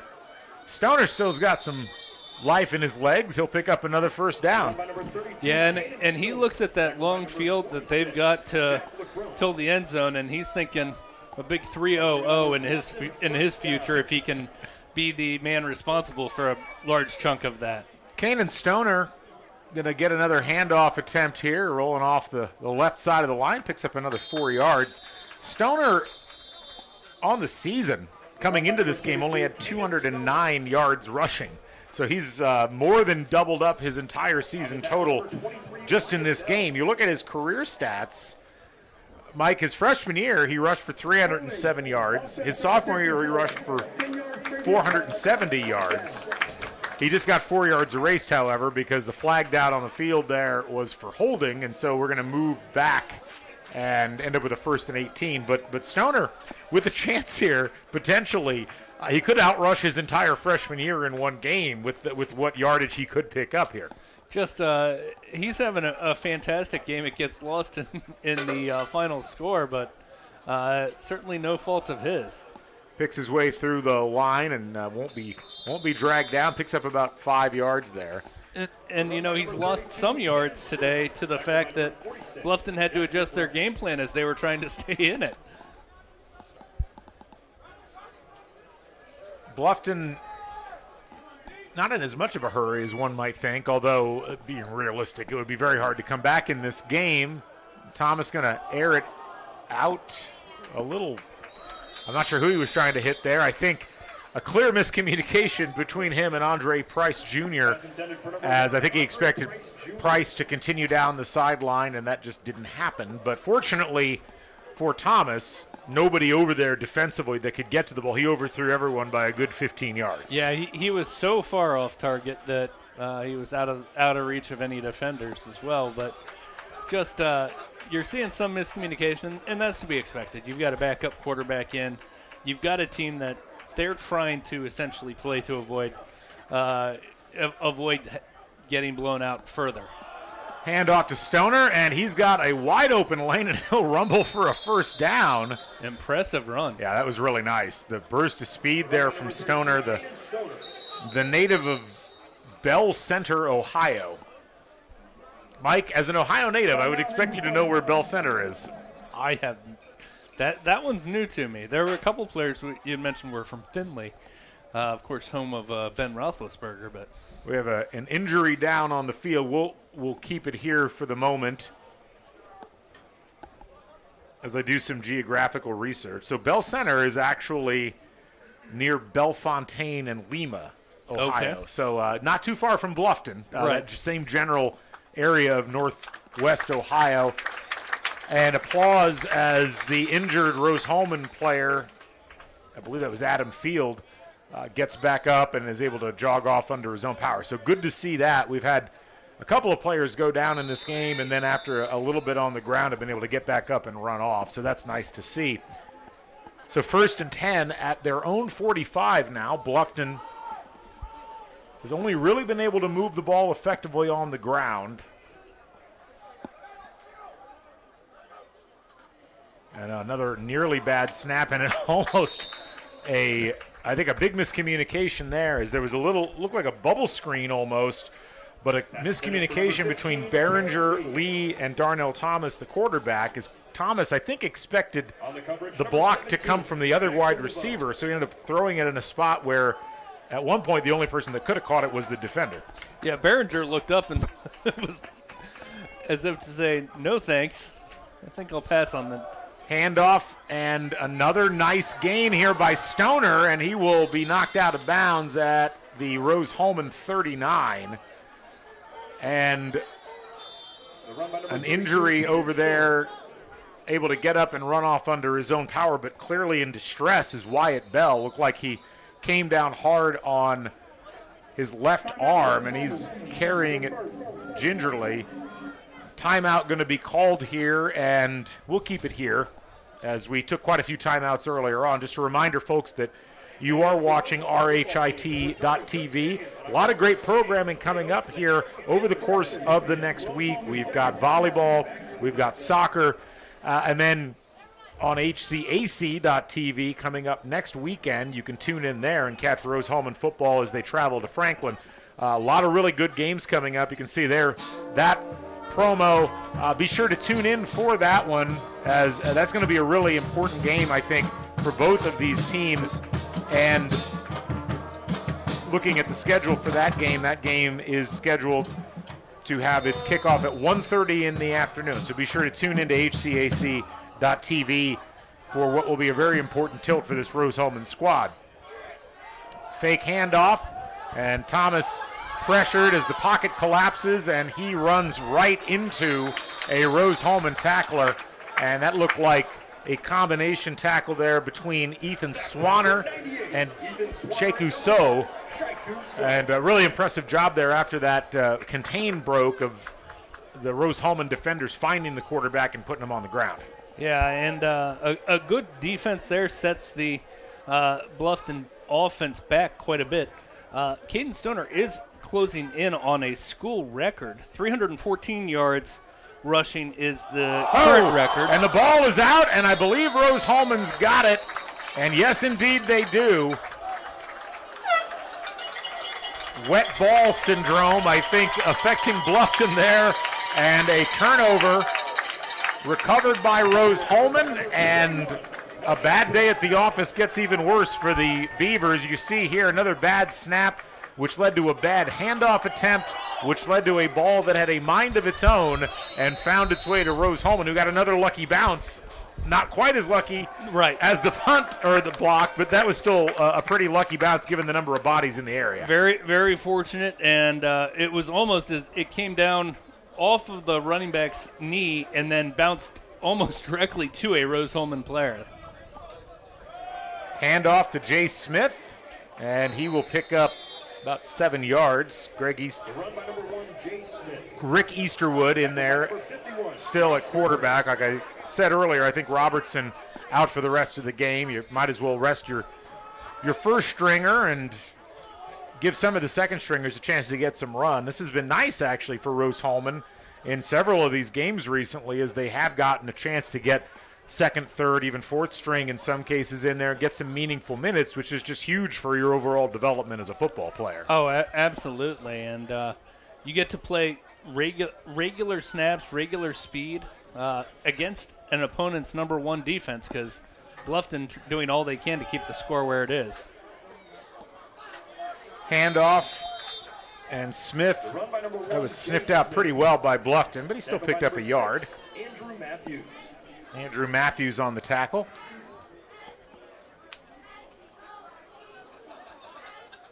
So 3rd and 3.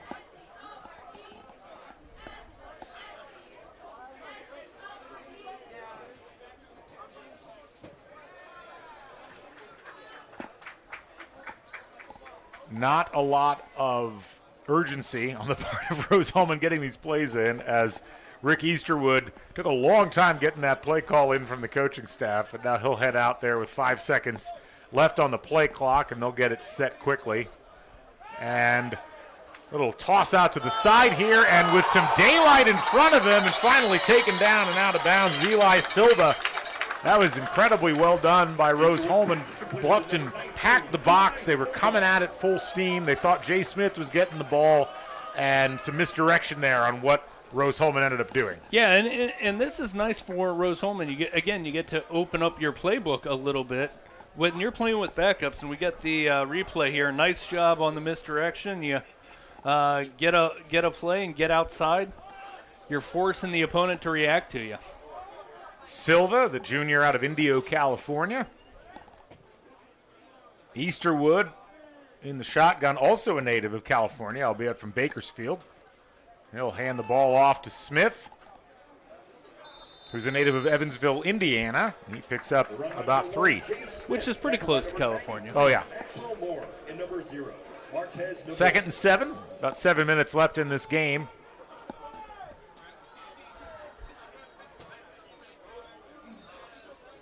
Rain has subsided yet again.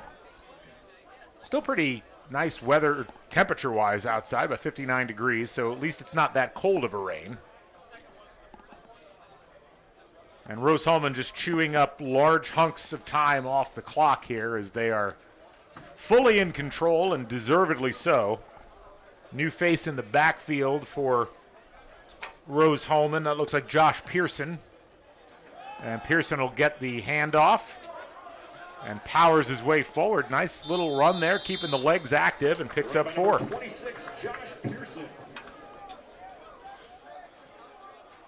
Getting some good snaps from these backup offensive players, and it's a matter of, it's good game experience because you're running against an angry defense. And, they are doing their best to keep the score where it is.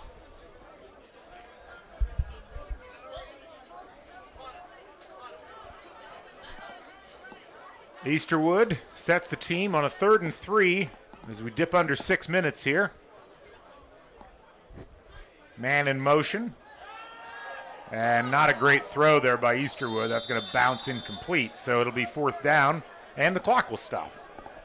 Yeah, kind of the worst of both worlds from Rose-Hulman on that side. The offensive players all signaling they want to stay on the field, though. See if that gets granted. Looks like it will.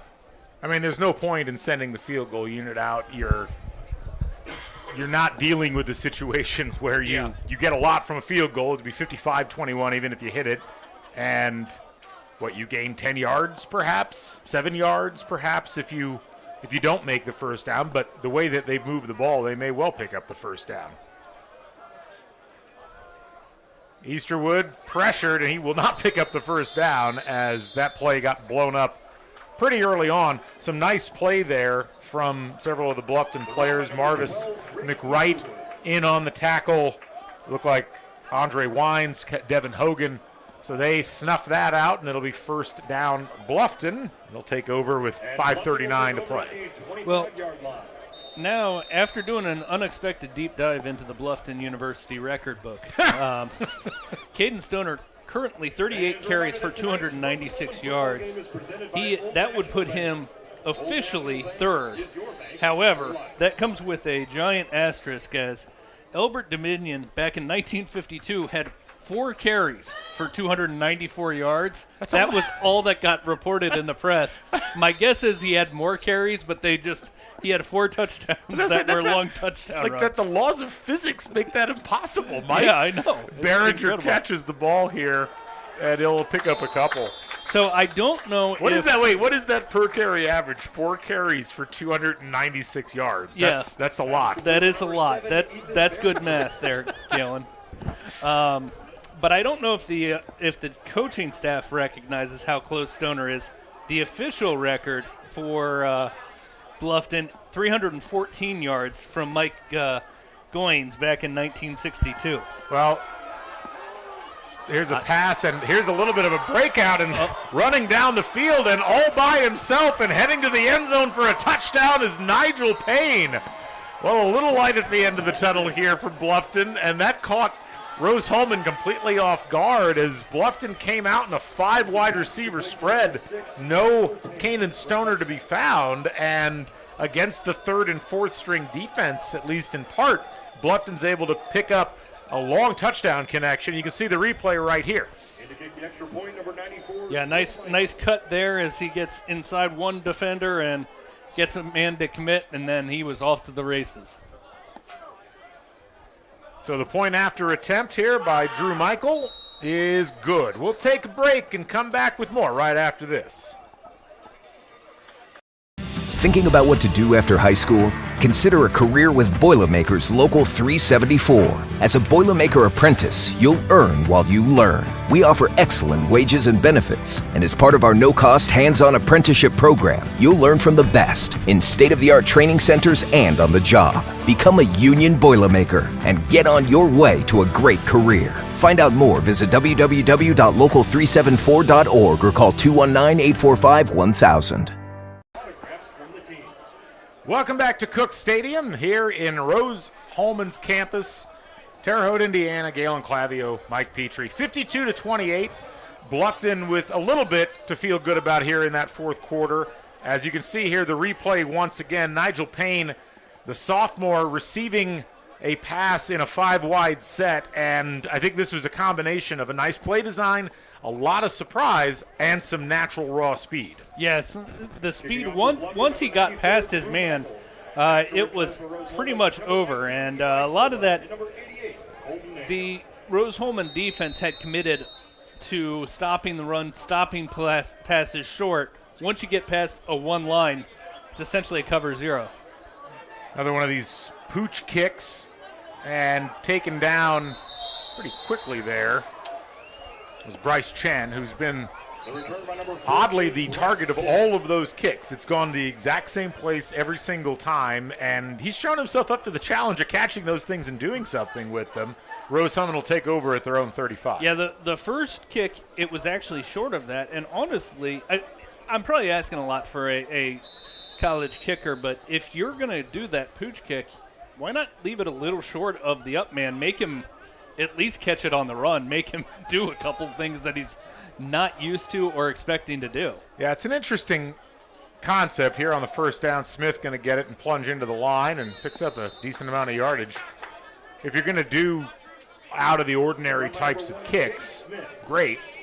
But when they become repetitive and very predictable, whatever advantage you would have gained, I think you kind of lose in the exchange. Of course, I'm guessing part of the problem is I don't think Drew Michael has the leg to do a deep kick, but like you were saying, maybe kick it to the other up back at some point. Or don't kick it all the way to the up back. So 2nd down and 5 in the waning moments of this one.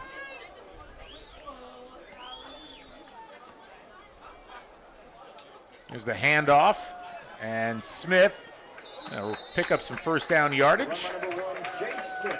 So Jay Smith picks up another first down and contributes to his yards per carry average on the season. He's going to fall behind a bit in the yardage game today, but has looked nice in the drives that he's been out there. Yeah, I was going to say it's more from a lack of opportunity for Jay Smith today, but he certainly has shown himself willing and able. And for this Rose-Hulman team, you've got 4 minutes left. You run the 4-minute drive. You don't really want to score here. I don't think anybody would necessarily, kneel at the 1 to avoid scoring, but really you just want to chew up clock. Smith gets the ball again, and Bluffton crowding the line, and very little, if any, gain on that one. It'll be 2nd down and 10. So Rose-Hulman's going to move to 4-2 on the season and 3-0 in conference play. And after a little bit of a rough start to the season, Rose-Hulman's really put it together and has looked pretty impressive in these last 3 games. I mean, the margin's been there. The offense has definitely been there. Yeah. And this is the kind of confidence you want to build going into what's going to be a pretty tough run out as you head into November. Yeah, a backloaded schedule, to be honest, but a lot of it is you use these games, you build confidence, and you see what works and what doesn't work. In your playbook, they're finding a lot more that works. Smith to midfield. Yeah. As you look at the schedule, of course, this Rose-Hulman team going to be traveling to Franklin next week. We talked about that. That's going to be on HCAC.tv. They've got Hanover back here for Hall of Fame weekend on the last weekend of October. They should be favored in that one, as Hanover has struggled a bit this year. And then they've got Defiance on the road before coming back on senior day and taking on Mount St. Joseph, who does look very impressive so far this season. Mount St. Joseph taking off from the high school team that plays on their home field on Friday nights. And a huge tackle. My goodness. Just leveling his opponent there. That was Eli Silva getting picked up and driven into the ground. Big hit. Yeah, that was a huge hit, and that one coming, here you can see here on the replay, you don't see that every day, but that was Zach Rhines, the junior out of Toledo. That was textbook, too. That was. No, he did everything right, and I think to his credit, he obviously tackled his opponent hard, but he didn't drive him into the ground to do anything unnecessary. No. So 4th down here, but a whistle and timeout going to be called by Rose-Hulman. Well, I guess in this case you just want to try to make sure that you don't surrender any more points, and you got to get the right play in with 4th and 3 because you really want to pick up the 1st down here and just kill the game off. Kill the game off, absolutely. Talking about the future schedule, though, don't overlook Hanover. Hanover's defense came into the game we were talking about. Bluffton had been held scoreless by Hanover's defense. Only 8 scores in 5 games coming into today for Hanover. So their defense is again, pretty legit. That'll be a good test for this Rose-Hulman team. Obviously, offensively, the Fighting Engineers look very impressive. And, even taking out the 2 scores that they've gotten defense and special teams, a 35, that they've gotten on the board looks pretty good. So, Hanover 38, I should say. Hanover beat this Bluffton team 21-0. Rose-Hulman's going to beat them probably 52-28 if this play goes well. And a nice little swing pass off to Silva, although he doesn't get the 1st down. Really nice job on the tackle there for Bluffton. That was Andrew Matthews bringing him down. So Bluffton could get it a little bit closer here if they're able to put something together. But, that game 2 weeks from now, which obviously we don't want to talk too far ahead of it, but if Rose-Hulman's able to get through the Franklin game and pick up a victory on the road there, that clash of offense versus defense is going to be a really interesting one because now we see Bluffton, the press box not reacting positively here is Bluffton not going to kill the game off. Instead, they are going to try to get some more points on the board. They will hand the ball off here, though. And stumbling through the line and picking up a decent amount of yardage there is a new face in the game. That's number 25, Saliu Karoma from Westerville, Ohio, the sophomore. I think the press box was upset because Caden Stoner did not check back into the game. Well, that as well, absolutely. Another nice run here by Karoma.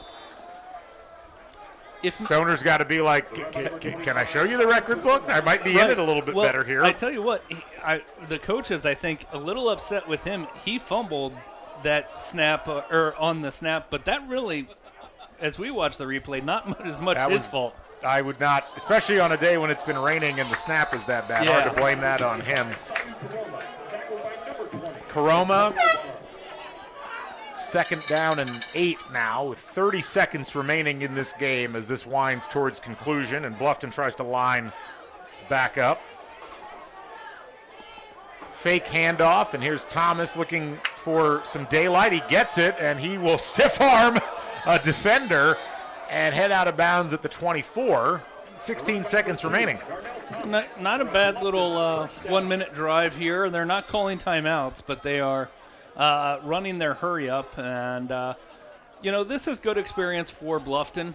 This will be something that they'll have to work on. Again, you get real good game reps in a situation. Rose-Hulman obviously doing all they can to keep them out of the end zone. Hand off to Karoma. Again, he'll squirt through the line, brought down shy of the 1st down marker, and that might do it here as Bluffton's going to try to hurry it up. Ball's not going to get placed in time for them to get a snap off, and that is the ball game. Well, Rose-Hulman dominated this one really from the get-go. Bluffton came down, scored on that opening drive, and it was all Fighting Engineers from there. They pick up another conference victory, 52-28, Mike, and you got to be happy about this play overall if you're Rose-Hulman. Yeah, absolutely. They're getting out of these early conference games what they have to get out of it, and that is getting their offense on track. It was all passing in the first quarter, defense, special teams a little bit in the second quarter, and then it was the running game in the second half that closed the door for this team. Rose-Hulman picks up another win on the season, their third in conference, and a big game coming up next week against Franklin. We'd like to thank all of you for joining us here on RHIT.TV. A reminder, we've got volleyball coming up at 5 o'clock on RHIT.TV from here in Terre Haute. Be sure to tune in and watch Rose-Hulman volleyball coming up in just about 30 minutes. That'll wrap it up for us. Our thanks to our entire production crew. They were amazing throughout the course of this game, especially in bad weather conditions. And our thanks to all you folks following along at home. For Mike Petrie, I'm Galen Clavio. The final score once again, Rose-Hulman 52, Bluffton 28. We'll catch you folks on the flip side. So long, everybody.